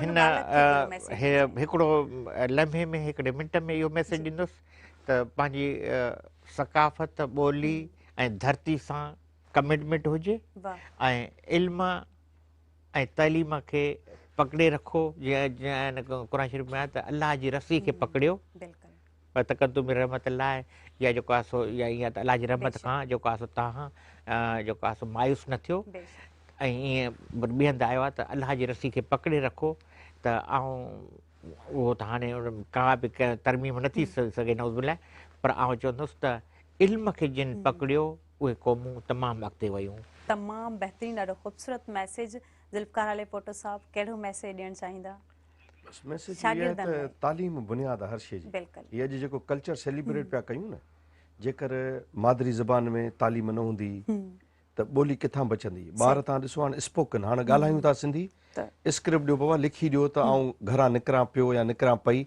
ॿारनि खे सिंधी लिखणु कोन थी अचे। ॿारनि ॾिसो ॿोली बचंदी स्क्रिप्ट में, ॿोली बचंदी त सकाफ़त बचंदी, सकाफ़त बचंदी त क़ौमी हैसियत बचंदी, त उहा ॿोली किथां बचंदी? ॿोली तालीम खां सवाइ मुमकिन ई कोन्हे। तंहिंजे करे बार बार इहो दोस्तनि खे चऊं था त ॿिया बि मामला तमामु अहम आहिनि, पर सिंध जो जेको बका जी मुस्तक़बिल में ही जेके ग्लोबलाइज़ेशन में मज़बूत ॿोलियुनि जा अटैक्स आहिनि, ॿियूं शयूं आहिनि, उहे जेके वीक कल्चर्स खे खाइनि पिया, उन में जेतिरो तालीम अञा वधंदो, मादरी तालीम ते ध्यानु ॾींदो, स्क्रिप्ट ईंदव, ओतिरो सभिनी शयुनि खे पोइ प्रोटेक्ट करे सघंदो। तमामु बहितरीनु, ॾाढो सुठो मैसेज आहे। लख थोरा अवांजा ऐं दुबई वञी करे उते जेके बि सिंधी आहिनि उन्हनि सभिनी खे लख सलाम असांजा। ऐं ईअं खणी चऊं त कल्चरल डे जेको आहे उते तव्हां मिली करे मल्हाईंदा, असां सिंध वासियुनि जा उन्हनि खे सलाम चइजो। Thank you so much. ऐं हिन प्रोग्राम में ॾाढी ख़ुशी थी यकीनन, ऐं असांजे जेके व्यूअर्स आहिनि उन्हनि बि घणो कुझु सिखियो हूंदो। नाज़रीन, हिन प्रोग्राम सुबह महराण सां जेको आहे ताउन कयो आहे टपाल मेज़बान आहिनि। टपाल मेज़बान जो ई कमाल आहे, जंहिं अहिड़ा सुठा जेके महिमान आहिनि उहे असांजे हिन प्रोग्राम में ईअं खणी चऊं त गॾु कया आहिनि, जिन सां अहिड़ी रिहाण या ॻाल्हि ॿोल थी सघी आहे। सो नाज़रीन, हिन प्रोग्राम सां ताउन कयो आहे टपाल मेज़बान। महिमान सां त बसि हिकिड़ो रिश्तो आहे, असां लाइ तू फ़रिश्तो आहे। मेज़बान असांजो मान आहे, महिमान नवाज़ी सुञाण आहे। सिंध जी मेज़बानी जी सुञाण टपाल मेज़बान। नाज़रीन, न्यूज़ ब्रेक वठंदासीं, ब्रेक खां पोइ असां सां गॾु ही हिकिड़ी ॿी गेस्ट हूंदियूं जंहिं सां असां ॻाल्हि ॿोल कंदासीं। सो नाज़रीन, वठंदासीं ब्रेक, ब्रेक खां पोइ मोटंदासीं। केॾांहुं न वञिजो, असां सां गॾु रहिजो।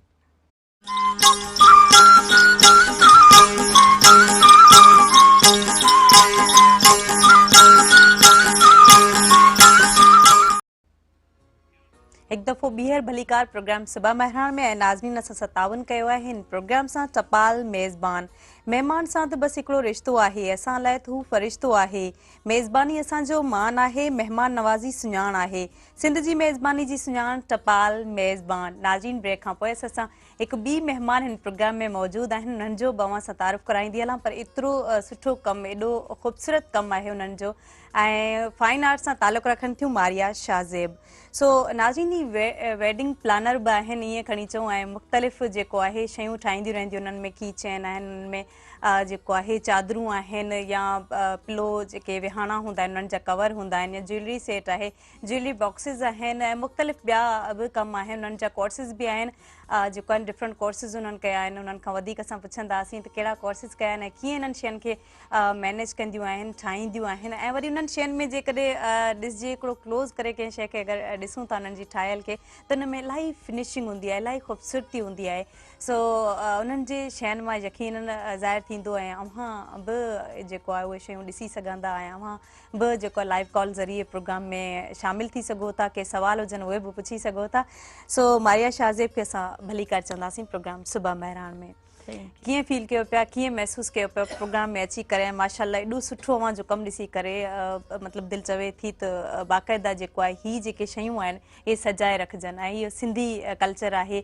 या ॿोली ते डिपेंड कोन कंदो आहे त ज़ाहिर आहे कहिड़ी ॿोली केरु ॻाल्हाए थो, या केरु सिंधी आहे केरु सिंधी न आहे, पर असुलु आहे सचाई ते डिपेंड करे थो, ऐं अजरक सां जेके सजायल शयूं आहिनि इलाही ख़ूबसूरत लॻनि थियूं। Thank you so much.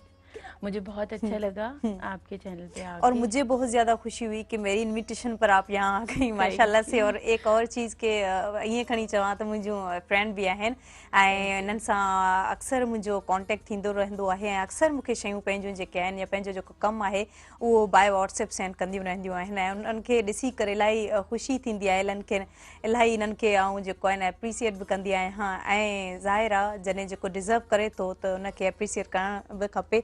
सो अॼु प्रोग्राम में इनवाइट कयोसीं ऐं सोचियोसीं त अव्हां जे साम्हूं बि उहे सभु शयूं आणजनि, त जीअं अव्हां बि ॾिसी सघो त इहे जेके शयूं आहिनि, मीन्स के तालीम त तालीम ई आहे, पर उन सां गॾोगॾु जेको हुनर आहे उहो बि वॾी अहमियत रखे थो।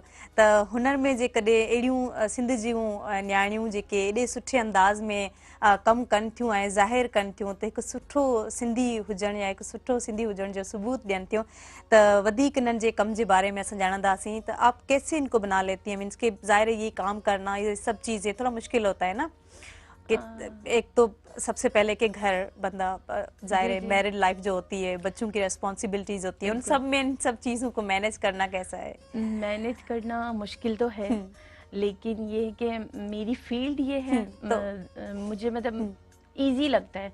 मतलब मैं अपना रेस्ट टाइम कम कर लेती हूँ। अच्छा जब मुझे कोई टास्क मिलती है, सही, कोई ऑर्डर मिलता है, तो रेस्ट टाइम अपना कम करके ना कोशिश होती है कि नीट बिल्कुल ना और सही। टाइम टू टाइम मैं प्रोवाइड करूँ। अच्छा मीन्स कि मैनेज काफी मुश्किल से करती हैं लेकिन फिर भी करती हैं। कर लेती और हूँ। इसको कहते हैं कि ये इंटरेस्ट है। माशाल्लाह ये इतनी खूबसूरत चीज़ें एॾियूं सुठियूं शयूं ठहियल आहिनि। नाज़रीन इन्हनि खे जॾहिं ॾिसूं था त मीन्स कि कीचेन आहिनि, पर कीचेन खे मुख़्तलिफ़ जेको आहे इन्हनि शक्लूं ॾिनियूं आहिनि। ही त करोना वायरस है ना? ये कोरोना ही- से पहले बनाया है। अच्छा ही कोरोना जी जेको आहे न शक्ल लॻे थी वायरस जी शक्ल आहे। वायरस त इलाही क़िस्मनि जा हूंदा आहिनि, पर कोरोना जेको अॼुकल्ह उन जी तस्वीर ॾेखारी पई वञे। ऐं उन सां गॾोगॾु नाज़रीन ही जेको आहे माना उठ ठहियल आहे। उठ सां जेको आहे कीचेन आहे इलाही ख़ूबसूरत नमूने सां। ऐं इन जे अंदर में शायदि कपिड़ो भरियल आहे या जी, कॉटन कॉटन कॉटन है इसके अंदर। अच्छा हिननि जे अंदर कॉटन आहे ऐं ही जेको आहे ब्लैक ईअं खणी चऊं कारो कपिड़ो आहे ऐं उन जे मथां वरी इनखे भर्त जेको भरियल आहे उहो पर्पल कलर जो आहे। इलाही ख़ूबसूरत लॻे थो। यकीनन असांजे जेके व्यूअर्स ॾिसंदड़ आहिनि उहे इहे शयूं सभु पसंदि कंदा। हीअ जेको आहे ईअं मल्टी कलर्स में आहे न, इलाही हिन में कलर्स आहिनि। ब्लू आहे, रेड, ग्रीन ऐं पर्पल आहे, पिंक कलर आहे ऐं उन खां अलावा सिल्वर जेको आहे ऐं इनखे कलाबाद चऊं या छा उहा बि इनखे वेड़ियल आहे। इलाही ख़ूबसूरत लॻे थो। ऐं इनखे शयुनि खे ठाहिण ऐं वरी पिन आहिनि न, ही जेके असां वारनि खे या स्काफ पिन हूंदी आहे है न, स्काफ पिन आहे ही। ऐं उन खां अलावा ॿियूं बि काफ़ी शयूं आहिनि, तव्हां ॾिसी सघो था। ही आहे कुशन टाइप आहे थोरो। ये क्या है? ही छा ठहियल आहे? बटन्स और कीचेन मल्टीपर्पस यूज हो सकता है। सही सही शर्ट्स ज़बरदस्त वगैरह पे। इलाही ख़ूबसूरत। ऐं ॿियूं बि शयूं तव्हां ॾिसी सघो था। ही जेके आहिनि आप भी दिखाओ कि कौन कौन सी चीज़ें हैं। ये देखिए ये बॉक्स है, माशाल्लाह माशाल्लाह। ये मल्टीपर्पस है। यानी अच्छा। अब जो इन्हीं डेज आ रहे हैं ना के कल्चरल डे सही, के सही, वजह सही। से, कि आप गिफ्ट बॉक्स भी कर सकते हैं किसी माशाल्लाह। को प्रेजेंट करना चाहें। और इनमें ना ज़ाहिर वो ज्वेलरी तो रख ही लेते हैं, लेकिन जो ये लुक इसका जो आ रहा होता है जो रूम में या कहीं हम ये देखिए। सजा कर रखते हैं तो कितना इस खूबसूरत तरह से लगता ना। है। ये है। इलाही और इलाही फिर ये कि आप कोई खूबसूरत है। प्रेजेंट भी दे सकते हैं, बिल्कुल। स्वीट्स भी स्वीट्स गिफ्ट भी कर गिफ्ट कर सकते सकते हैं। हैं। वाह वाह। और बॉक्सेज इस तरह के मतलब आप लाइफ टाइम के यूज कर सकते हैं। अच्छा माशाल्लाह अनब्रेकेबल माशाल्लाह। है। ये बॉक्स भी मल्टीपर्पस है अच्छा कि आप टिश्यू बॉक्स भी बना सकते हैं इसको, सही सही और गिफ्ट बॉक्स भी बना सकते हैं। जबरदस्त। जैसे मोस्टली जो जेंट्स होते हैं वो नहीं पसंद करते ना, सादा सिंपल चीजें पसंद सिंपल करते चीज़ें हैं। पसंद तो करते ये हैं। मैंने सिंपल बनाने की कोशिश अच्छा की है। ज़बरदस्त ज़बरदस्त। ऐं ही ब्रेसलेट आहिनि। ये देखिए। ज्वेलरी में जेकॾहिं शयूं आहिनि त ख़ासि तौर ते छोकिरियूं इलाही पसंद कंदियूं आहिनि इन्हनि शयुनि खे। लेडीज को वाकई बहुत ज्यादा एडमायर करती हैं चीजें। अच्छा हिकिड़ो ये त देखिए। ब्रेसलेट मूंखे पातल बि आहे न इन्हनि मां ई जी, जी, ठहियल। ज़बरदस्त। ये ऐं पंहिंजो कमु जॾहिं असां ठाहे करे जॾहिं पाण इस्तेमालु कंदा आहियूं त अञा वधीक ख़ुशी थींदी आहे। अच्छा ही मतिलबु तव्हां ऑर्डर ते ठाहींदा आहियो, ॿियनि खे बि ठाहे ॾींदा आहियो जी, या हिकिड़ो ठाहे करे बसि इन जी हिकिड़े ई टाइम नुमाइश करे विकिरो करे छॾींदा आहियो? नहीं नहीं, मैं ऑर्डर्स पे बनाती हूँ। अच्छा। कस्टमर्स अगर मुझे जैसे ऑर्डर देते हैं उनके हिसाब से, यानी कलर्स भी, साइज जो भी आप अपनी मर्जी से बनवाना चाहें ना, तो सही, कस्टमर्स की डिमांड पर मैं बनाती हूँ। अच्छा कौन कौन सी चीज़ें हैं जो आप बनाती हैं? ज़ाहिर है जब आप मुझे सेंड करती हैं तो माशाल्लाह इतनी चीज़ें होती हैं कि उनको देखने में बड़ा टाइम लगता है। और मैं ज़ाहिर है क्या- ऐसी चीज़ें हैं कि दिल भी नहीं भरता देख देख के, बड़ी अच्छी लग रही होती हैं। ये देखिए मुख्तलिफ जबरदस्त। ज्वेलरी बॉक्सेस पे वर्क अच्छा। कर रही होती हूँ। मेरा वर्क इतना है माशाल्लाह, मैं अल्लाह ताला का शुक्र अदा करती हूँ। गॉड गिफ्टेड है ये चीज़ें। मैंने कोर्सेज भी किए हैं माशाल्लाह। फाइन आर्ट्स में, लेकिन बहुत सारी चीज़ें ऐसी हैं जो अल्लाह ताला की तरफ से होती हैं। अच्छा माशाल्लाह। और आपको थैंक्सफुल हम सबको रहना चाहिए अल्लाह ताला का, हाँ। कि हमें इतना नहीं टैलेंट दिया है ना। टैलेंट दिया, उस टैलेंट का यूज़ करना, जो हमें जी, जी। टैलेंट मिला है उसको सही इस्तेमाल करना। ज़ाहिर है जिसको जिसमें दिलचस्पी है वो काम करना और सही से अंजाम देना भी कमाल होता है। और माशाल्लाह से जिस तरह से आपका जो काम देख रहे हैं तो ये सारी चीज़ें बड़ी अच्छी लग रही हैं। और उसके साथ साथ ये पर्स भी बनाए हुए हैं ना, और कुशन के ये कवर्स हैं। जी, तो ये ये देखिए। कैसे माशाल्लाह ये से। देखिए अजरक का काम है, और अजरक तो वैसे ही खूबसूरत है, मीन्स के जैसे ही देखते मुझे हैं बहुत लेकिन उस पर एडमायर जो करती है काम। अजरक। हाँ। और यानी मैं अभी भी बहुत सारी चीज़ें मतलब डिज़ाइन कर सकती हूँ, लेकिन हाँ जी। थोड़ा सा टाइम कम था, माशाल्लाह। तो इस वजह से ना कुछ लिमिटेड चीज़ें सही। अरेंज कर सकी हूँ मैं। देन अदरवाइज फिर कभी मौका मिला तो आप लोगों को और भी बहुत सारी ना चीज़ें प्रोवाइड करें। नहीं, वो इनवाइट करते रहेंगे और इस प्रोग्राम में आप आती रहेंगी। लेकिन ये कि अब जब चीज़ें देखते हैं इनमें ये काम करना और इतना सफाई से काम करना बड़ी अहमियत रखता है। कैसे इनको, मैं तो सच बताऊं तो अगर मैं कोई चीज़ बनाती हूँ तो उनमें बना तो लेती हूँ, चले बन जाती है, लेकिन वो उसमें फिनिशिंग नहीं होती जो होनी चाहिए।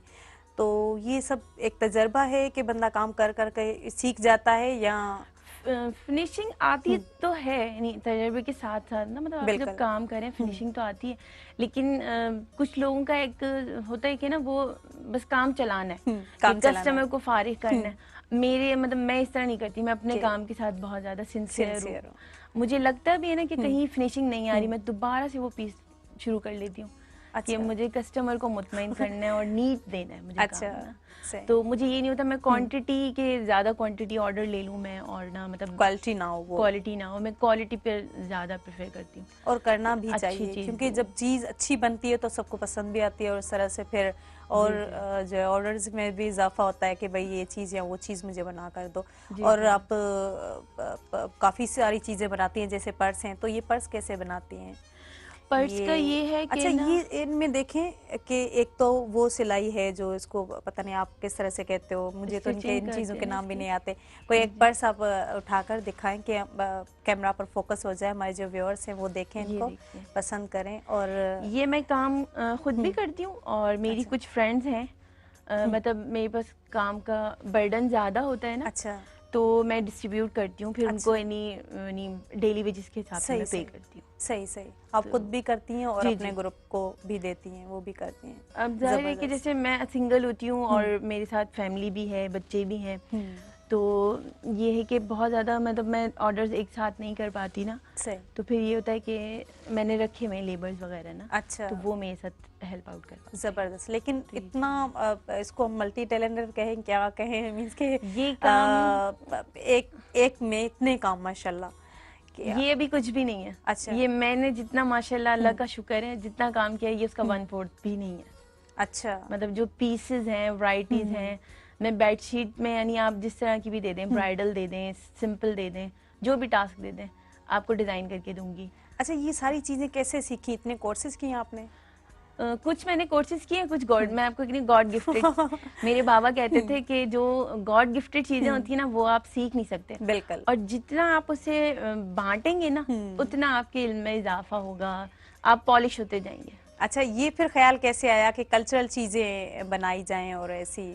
मुझे बचपन से बहुत ज्यादा शौक है कि ना, मतलब मुझे सिंध से ना, मैं सिंधी स्पीकिंग नहीं हूँ, लेकिन जितना नहीं सिंधी स्पीकिंग से प्यार करती हूँ, सिंध से और इन सब चीज़ों से मुझे लगाव है, उतना मतलब बस ये समझ लें कि मैं सिंधी ही नहीं बोल पाती, बाकी सब कुछ। मैं हमेशा ही ये जो है ना आपसे सुनती आ रही हूँ कि आपको बहुत ज़्यादा प्यार है सिंधी लैंग्वेज से, और सिंधी कितनी आती है? अच्छा, आप सिंधी में बात कर लें?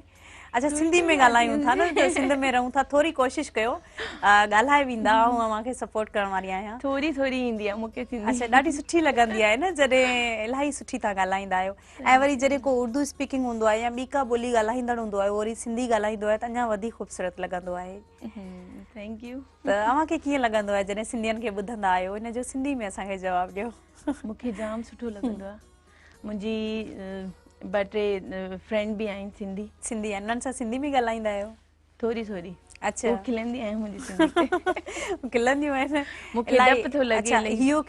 इहो खिलण हूंदो आहे जेको माने ख़ुशी वारो, मींस कि हाणे आऊं जीअं खिलां पई, मूंखे बि ख़ुशी पई थिए, इलाही सुठो लॻंदो आहे। ऐं जेको सिंधी ॻाल्हाईंदो आहे, न सिंधी ॻाल्हाईंदड़, त उहो क्यूट क्यूट लॻंदो आहे, ज़बान ते इलाही ख़ूबसूरत लॻंदी आहे ॿोली। सो तमामु बहितरीनु, ॾाढो सुठो लॻो। ऐं कोर्सिस कहिड़ा कहिड़ा कया आहिनि? कोर्सिस ते ॻाल्हि हले पई। मैंने फाइन आर्ट्स के कोर्सेज किए हैं, फैब्रिक पेंटिंग है, अच्छा, फैब्रिक पेंटिंग पर, और कैंडल वर्क है, अच्छा, ग्लास पेंटिंग है, जबरदस्त, और वॉल पेंटिंग है, और स्टिचिंग के मुख्तलिफ मैंने कोर्सेज किए हुए हैं, ज्वेलरी मेकिंग, बेबी सेट्स वगैरह, मैंने काफ़ी सारे किए मैं। सही सही। अब मेरा यानी आजकल तो सीजन चल रहा है शादियों वगैरह का ना, वेडिंग प्लानर भी है ना आप? जी तो जी, वो प्लान तो करके ड्रेसेस देते पे हैं। ज़्यादा फोकस है सही आजकल जो है ना। सही। ये दिखा सकती हूँ मैं? हाँ जी, बिल्कुल बिल्कुल। ये देखिए, मैंने अपनी बेटी का डिज़ाइन किया था। माशाल्लाह। और इसको गोटा का काम कहते हैं क्या? जी जी, ये जो आजकल बहुत चल रहा है, अच्छा, इन है मार्केट में सही ना सही, बहुत ज़्यादा। जबरदस्त। और ये हाथ वाला काम जो है, ये गोटा अगर मार्केट में भी जाते हैं तो ये काफी एक्सपेंसिव चीजें होती हैं। जी क्योंकि जी, ये लेकिन काम मेरे पास मुश्किल है आपको थोड़ा। इसके मार्केट से रेट ना कम कम में मिलेंगे। सही सही। और फाइन वर्क मिलेगा। अच्छा, नीट ज़बरदस्त बिल्कुल ना। ज़बरदस्त, बहुत खूब ऐं ॾाढो सुठो, इलाही बहितरीनु कमु आहे। ऐं ब्रेक देखिए कम वठंदासीं, ब्रेक खां पोइ वरी असां जेको आहे मां जिन कम ते ॻाल्हाईंदासीं। Thank you. यकीनन इलाही ख़ूबसूरत आहे। ऐं नाज़रीन, हिन प्रोग्राम सुबह महिराण सां तावन कयो आहे टपाल मेज़बान। महिमान सां त बसि हिकिड़ो रिश्तो आहे, असां लाइ त हू बसि फ़रिश्तो आहे। मेज़बानी असांजो मान आहे, महिमान नवाज़ी सुञाण आहे। सिंध जी मेज़बानी जी सुञाण टपाल मेज़बान। वठंदासीं ब्रेक, ब्रेक खां पोइ असां वापसि ईंदासीं। केॾांहुं न वञो, असां सां गॾु रहिजो।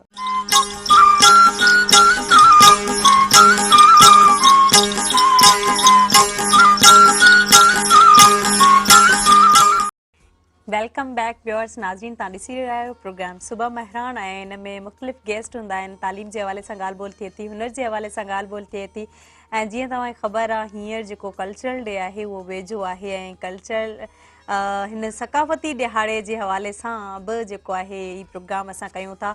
ऐं हुनर में ख़ासि तौर ते जेके महारत रखनि थियूं, जेके छोकिरियूं आहिनि, जेके औरतूं आहिनि, ऐं वरी सिंधी उन में टच हुजे त इलाही ख़ूबसूरत लॻंदो आहे। ईअं ई असां सां गॾु हिन प्रोग्राम में मारिया शाहज़ेब असां सां मौजूदु आहिनि। ऐं उन्हनि जो जेको सिंधी रंग आहिनि, उन्हनि सिंधी रंगनि में ई उन्हनि कुझु अहिड़ियूं शयूं आहिनि जेके ठाहियूं आहिनि ऐं जेके अव्हां जे साम्हूं आहिनि, अव्हांखे ॾेखारे रहिया आहियूं।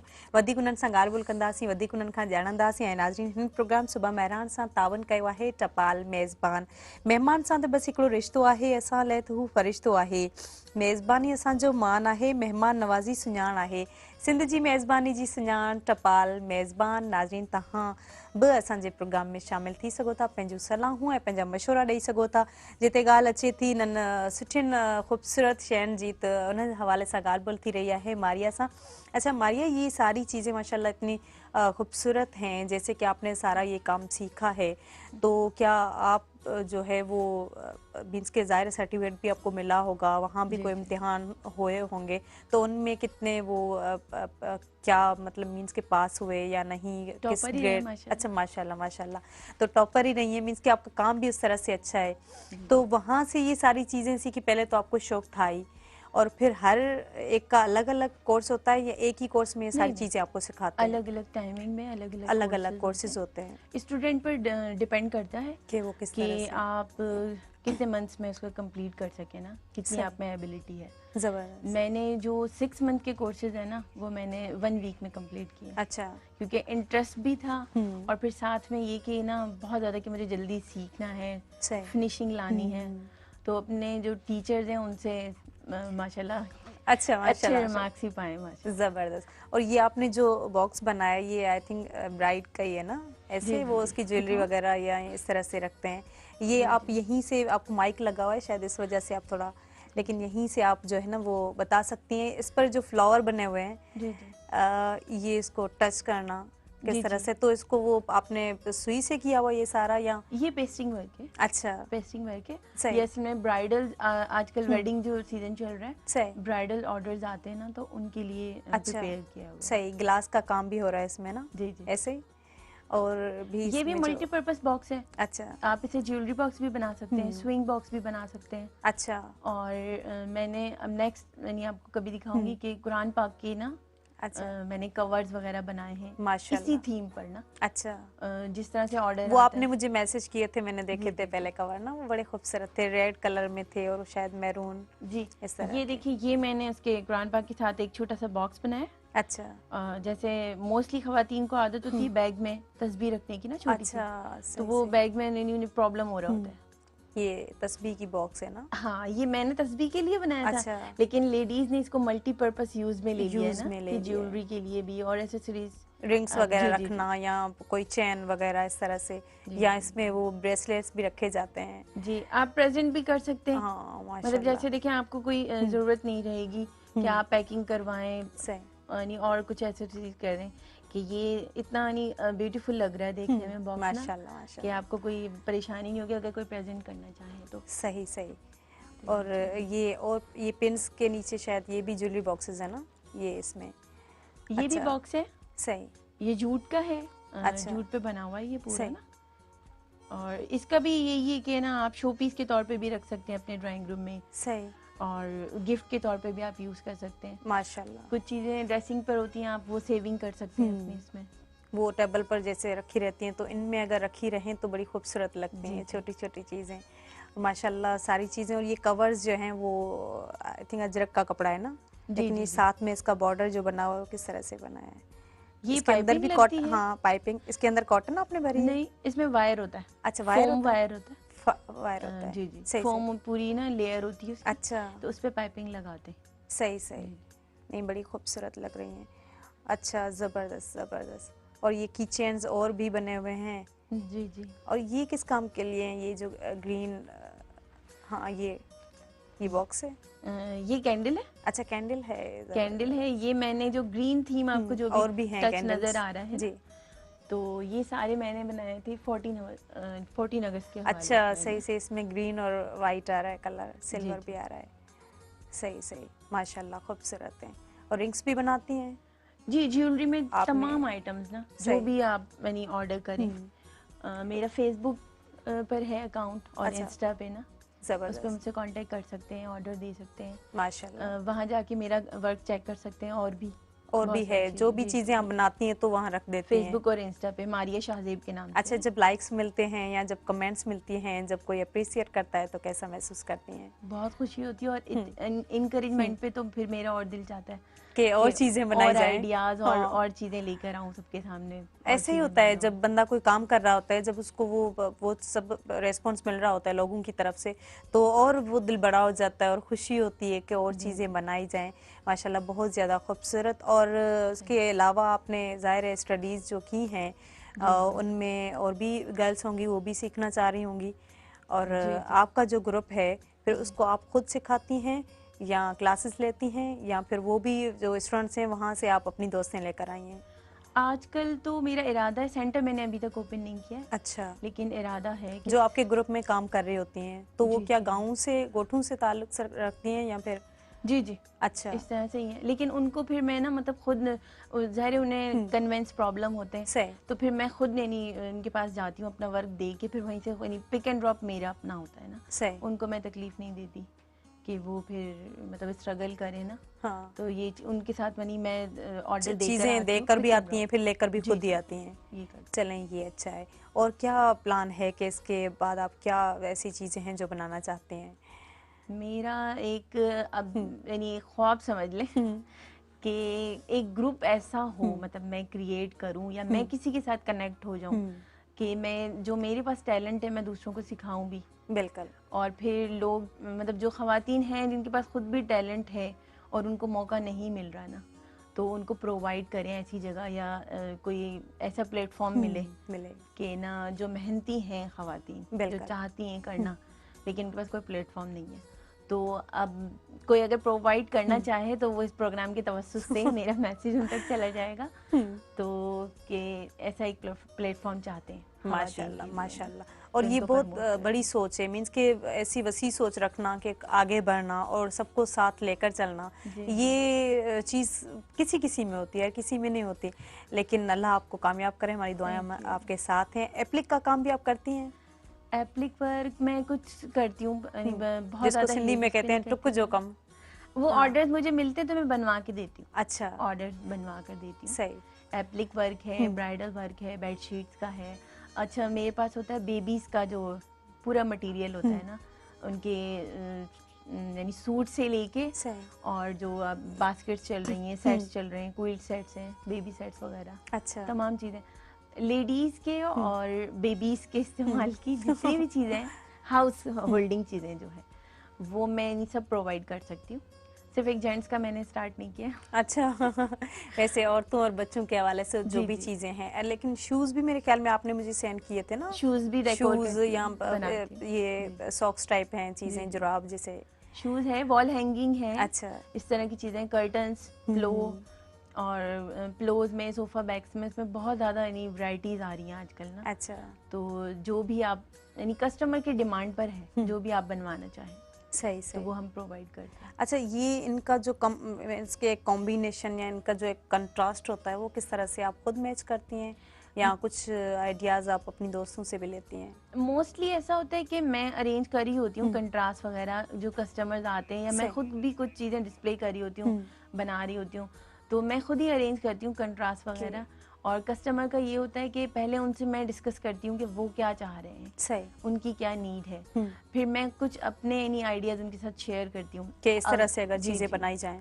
अगर उन्हें मेरे आइडियाज़ पसंद आते हैं तो फिर मैं उनको बना के दे देती हूँ अपने आइडियाज़ पर।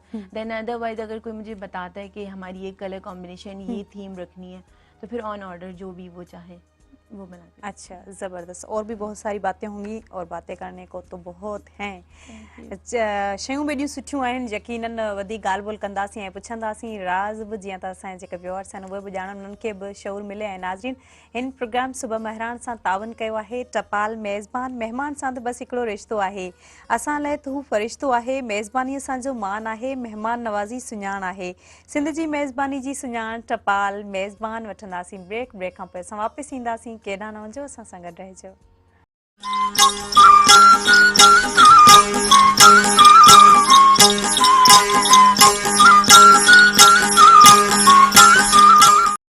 हिकु दफ़ो ॿीहर ख़ुशि आमदीद प्रोग्राम सुबह महरान में ऐं नाज़रीन तावन कयो आहे सुबह महरान सां टपाल मेज़बान। महिमान सां त बसि हिकिड़ो रिश्तो आहे, असां लाइ त हू फ़रिश्तो आहे। मेज़बानी असांजो मान आहे, महिमान नवाज़ी सुञाण आहे। सिंध जी मेज़बानी जी सुञाण टपाल मेज़बान। नाज़रीन, असां सां गॾु हिन प्रोग्राम में मारिया शाज़ेब मौजूदु आहिनि ऐं उन्हनि जो कमु जेको आहे हुनर ते आहे। जॾहिं हुनर जी ॻाल्हि ईंदी आहे त असांजो औरतूं, असांजूं छोकिरियूं कंहिंखां घटि कोन आहिनि, छो जो जॾहिं सिंध जो कल्चर जेको आहे उहो एॾो ख़ूबसूरत आहे ऐं सिंध सॼी सुहारी आहे। असांजी जेको सेट या जेको पंहिंजे हिन प्रोग्राम जो सेट आहे उहो इलाही ख़ूबसूरत सजायल आहे। उन में बि जेकॾहिं असां रंग ॾिसूं था त इलाही सुहिणा ऐं ख़ूबसूरत रंग असांखे नज़र अचनि था। त एतिरी महिनत सां जेके ठाहियल शयूं आहिनि, ख़ासि तौर ते जॾहिं अजरक जी ॻाल्हि कबी आहे त इलाही ख़ूबसूरत लॻंदी आहे। इनखे ॾिसी करे उन मां बि जेको आहे ईअं खणी चऊं जी कोन भरिजंदो आहे जॾहिं असां अजरक खे ॾिसंदा आहियूं, या जॾहिं अहिड़ा कल्चरल जेके सूट्स हूंदा आहिनि, ख़ासि तौर ते सिंधी गज आहिनि, या उन सां गॾोगॾु जेका टोपी आहे, ऐं या ॿिया जेके असांजा अहिड़ा कमकार आहिनि, नंढियूं वॾियूं शयूं जेके सिंधी रंगनि में ठाहियूं था या अहिड़ो कमु कयूं था, उहो सुईअ जो कमु हुजे या उन सां गॾोगॾु जेको मशीनरी जे थ्रू बि कमु थिए थो, उन में बि हिकिड़ी महारत जी ज़रूरत हूंदी आहे।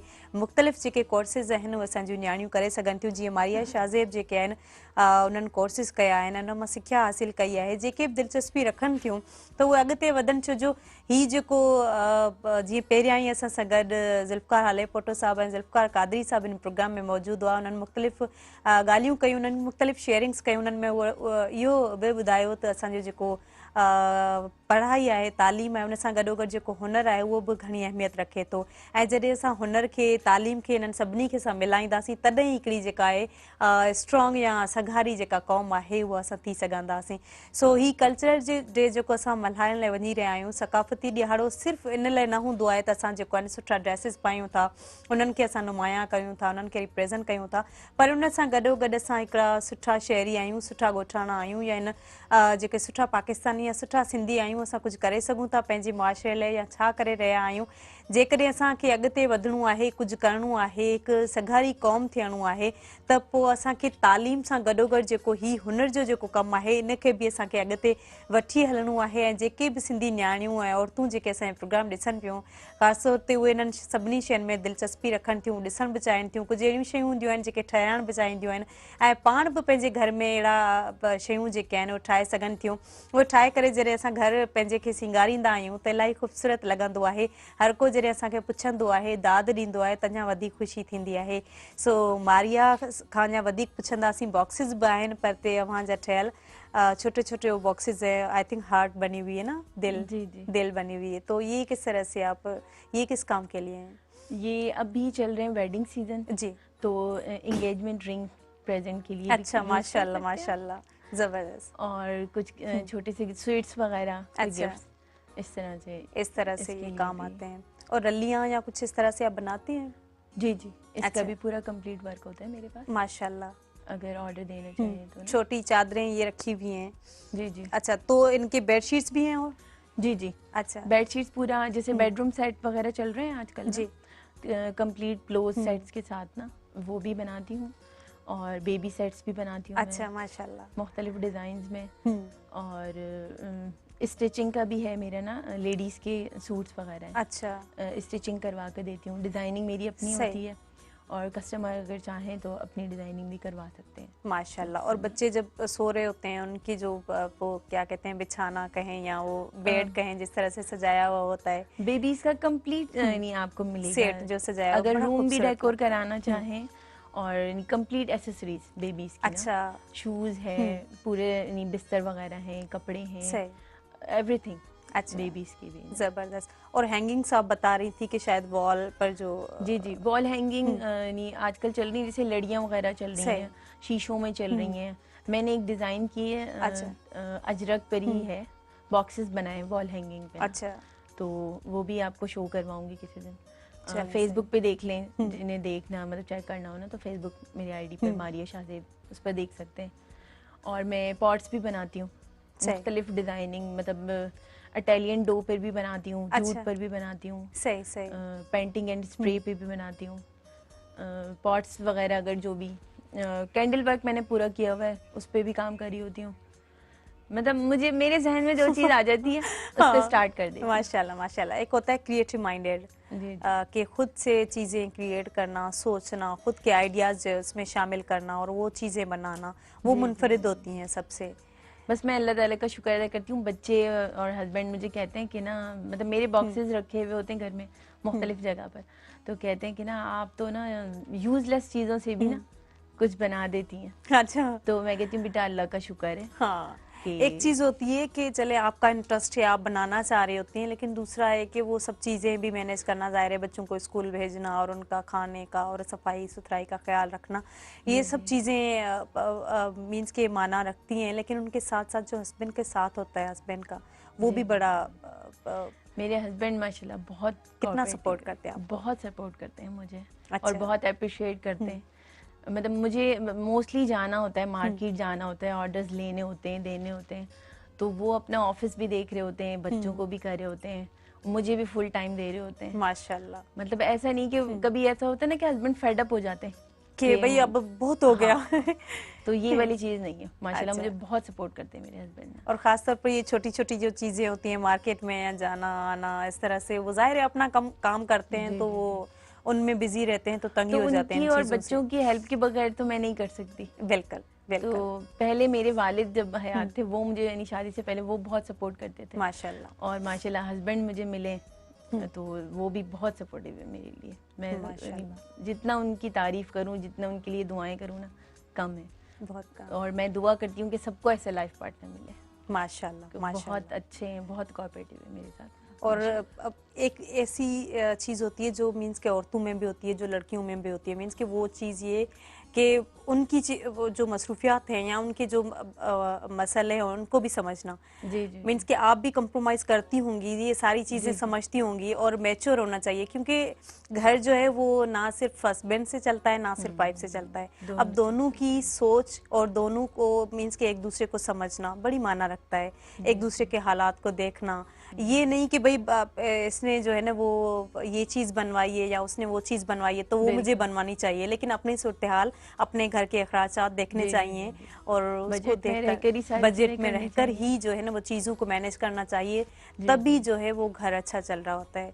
तो इस तरह से आप खुद इन चीज़ों को जो है वो खुद से मैनेज करती हैं, सेट करती हैं, तो इस तरह से और फिर आपके हस्बैंड भी आपको सपोर्ट करते हैं, तो ये सारी चीज़ें ज़ाहिर है खुशनसीब हैं और आपकी खुद की मेहनत है ये कि आप इतना करती हैं। मैं बस इतनी खुशनसीब हूँ कि मैं अल्लाह ताला का जितना शुक्र अदा करूँ ना उतना कम है। अच्छा माशाल्लाह माशाल्लाह। तो ये सारी चीज़ें आप बनाती हैं और उसके साथ साथ ये ज़ाहिर है आपको घर के काम काज भी होते हैं, तो साथ में कोई सपोर्ट कर रहा होता है घर में, बहन कोई?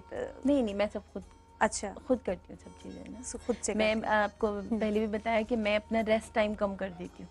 अच्छा। बच्चों को भी प्रॉपर टाइम दे रही होती हूँ, उनको पढ़ाना भी है, कुरान पाक भी पढ़ाना है, स्कूल का भी स्टडी कराना है और कहीं जाना भी है। लेकिन ये कि मैंने कोई मैट भी नहीं रखी क्योंकि मुझे नहीं समझ नहीं समझ आता और काम भी नहीं अच्छा लगता। कभी कभी ऐसे लग रहा होता है कि वो हमारे मीन्स कि हम जिस तरह से चाहते हैं उस तरह से वो काम नहीं हो रहा होता ना, वो चीज़ नहीं होती है। तो मैनेज करती हूँ। बाज़ औक़ात बहुत ज़्यादा टफ हो जाता है, टाइम बहुत मुश्किल हो जाती है, लेकिन फिर मेरे बच्चे और मेरे हस्बैंड जो मेरा साथ देते हैं ना, यानी इनके बगैर मैं नहीं कर पाती। अगर ये लोग नहीं साथ देते तो फिर मैं नहीं कर पाती, इतना आगे नहीं जाती। माशाल्लाह, लड़कियों को आगे बढ़ना चाहिए, आगे जाना चाहिए, और पेरेंट्स की जब सपोर्ट होती है या जो ससुराल की सपोर्ट होती है वो भी बड़ी माना रखती हैं। और अब हम आएंगे आपकी ज़ाती ज़िंदगी पर कि बचकाना जो लाइफ होती है वो बड़ी अच्छी होती है, बड़ी खूबसूरत होती है, सबकी खूबसूरत होती है। वो जो खेल कूद और बचपन के जो दिन, बचपन की जो यादें हैं, कुछ शेयर करना चाहेंगी? कैसे गुजरे वो दिन? बहुत अच्छे। अच्छा, याद आते हैं अभी? बहुत ज़्यादा। सबसे ज़्यादा मुझे अपने बचपन में मेरे बाबा और मम्मा याद आते हैं। आप कितने शरारती थे? बहुत ज़्यादा नोटी थी। अच्छा। छोटे भाई के साथ मैंने बहुत शरारतें की हैं, बहुत ज़्यादा। कोई ऐसी शरारत जो अब तक ना भूल पाई हो? हाँ, एक है। कौन सी? छोटा भाई और मैं ना, अच्छा। हमें आदत थी हाइकिंग की ना, और ट्रीज पे थे, यानी घर हम लोगों का बड़ा था तो प्लांट्स वगैरह ऐसे लगे हुए थे। अच्छा। अमरूद का दरख्त ना, और आम, उस पे आम के दरख्त पे हाँ। चढ़ रहे थे तो भाई स्लिप हो गया ना, उसको चोट लगी, और मैं रो रही हूँ ना, और के बाबा को बुलाऊं, मम्मा को बुलाऊं, तो वो रोता भी जा रहे साथ साथ, और कहते नहीं उनको नहीं बुलाना, अम्मी को नहीं बुलाना, अब्बू को नहीं बुलाना। तो मैं बच्चों को भी बताती हूँ, मैंने कहा कि ना मतलब शरारतें ऐसी होती हैं कि मतलब कुछ शरारतें ऐसी होती हैं जो भूल नहीं सकते। हाँ, नहीं भूल सकते। और मैं जब अब फाइन आर्ट्स का काम कर रही होती हूँ ना, तो मुझे एक बात बहुत याद आती है अपने बाबा की ना, कि मैं बचपन से ही ना जो सीड्स होते हैं ना फ्लावर्स के, हाँ। और मुख्तलिफ सीड्स होते हैं, मैं वो ना जमा करती रहती थी। अच्छा। और मेरे बाबा ना, मेरी मम्मा कहती थी कि ना मतलब क्या ये कचरा जमा कर रही हो, वेस्टेज है। तो बाबा मेरे खामोशी से कहते नहीं, इसको देखती रहो, ये आर्टिस्ट बनेगी, आर्टिस्ट बनेगी। और आज माशाल्लाह आप यहाँ हैं। तो मुझे बहुत याद आता है उनका ये जुमला ना, कि नहीं इसको रोकना नहीं, करने पता है कि ये पेरेंट्स की एक या दो जुमले ही जो होते हैं जो हमें बहुत ज्यादा आगे लेकर जाते हैं। माशाल्लाह, बहुत खुशी हुई आप हमारे प्रोग्राम में आई, लेकिन प्रोग्राम का जो टाइम है वो इजाजत नहीं दे रहा कि ज्यादा हम बातें करें। और आपके प्रोग्राम में आके बहुत ज्यादा खुशी हुई। हमें भी बहुत ज्यादा खुशी हुई कि और आपकी पूरी टीम की बहुत ज्यादा शुक्रगुजार हूँ कि आपने मौका दिया। Thank you so much. आप भी यहाँ आई, और खवातीन को कौन सा मैसेज देना चाहेंगी? खवातीन को मैं ये मैसेज देना चाहूँगी कि जैसे सर ने अभी कहा कि पढ़ाई तो बहुत ज़रूरी है, बिल्कुल मस्ट है आपके लिए ना, कि आप सिर्फ खुद नहीं पढ़ रहे होते, आप अपनी पूरी फैमिली के लिए सपोर्टिव रहते हैं। और वो सपोर्टिंग मतलब ये ज़रूरी नहीं कि आप ना कि पैसों के लिए कि अर्न करना है, अर्न आप और भी बहुत सारी चीज़ें कर रहे होते हो। बिल्कुल, अपने नेबर में, अपनी फैमिली में, अपने बच्चों को बहुत सारी अच्छी चीज़ें प्रोवाइड कर रहे होते हो, समझा रहे होते हो, बता रहे होते हो, तो ये चीज़ है। और दूसरा ये कि ना, जो लेडीज़ हुनर कोई भी आता है, खुद को कम ना समझें किसी से, माशाल्लाह माशाल्लाह, कॉन्फिडेंस रखें और अल्लाह की ज़ात पे यकीन रखें, मेहनत करते रहें, सिला देने वाला अल्लाह है। बिल्कुल, बहुत ज़्यादा खूबसूरत। थैंक यू सो मच हमारे प्रोग्राम में आया ऐं ॾाढी ख़ुशी थी। यकीनन असांजे जेके व्यूअर्स आहिनि उन्हनि बि घणो कुझु सिखियो हूंदो ऐं जॾहिं औरतुनि जी ॻाल्हि अचे थी त उहे कंहिंखां घटि न आहिनि। हुनर में पंहिंजे पाण खे अॻिते असां आणे सघूं था ऐं असांजो जेको कल्चर आहे उहो इलाही ख़ूबसूरत कल्चर आहे, इलाही पुराणो आहे ऐं इन जा जेके आसार क़दीमा जे हवाले सां अगरि ॻाल्हि ॿोल कजे या इलाही डिफरेंट ॻाल्हियूं आहिनि जेके असां हिन हफ़्ते में बि करे रहिया आहियूं। कल्चरल डे जीअं ई असांजो मीन्स के अचण वारो आहे त एक्साइटमेंट बि असांजी वधंदी थी वञे। सो नाज़रीन, हिन प्रोग्राम सुबह मेहरान सां जेको ताउन कयो उहो टपाल मेज़बान महिमान सां त बसि हिकिड़ो रिश्तो आहे। असां लाइ तूं फ़रिश्तो आहे, मेज़बानी असांजो मान आहे, महिमान नवाज़ी सुञाण आहे, सिंध जी मेज़बानी जी सुञाण टपाल मेज़बान। नाज़रीन, हाणे ज़ोया बलोच ऐं पूरी टीम खे ॾींदा इजाज़त। नई सुबह साण वरी नवनि महिमाननि सां, नवनि रंगनि सां, नवनि ॻाल्हियुनि सां ऐं साम्हूं हाज़िर थींदासीं। तेसिताईं अल्लाह हाफ़िज़।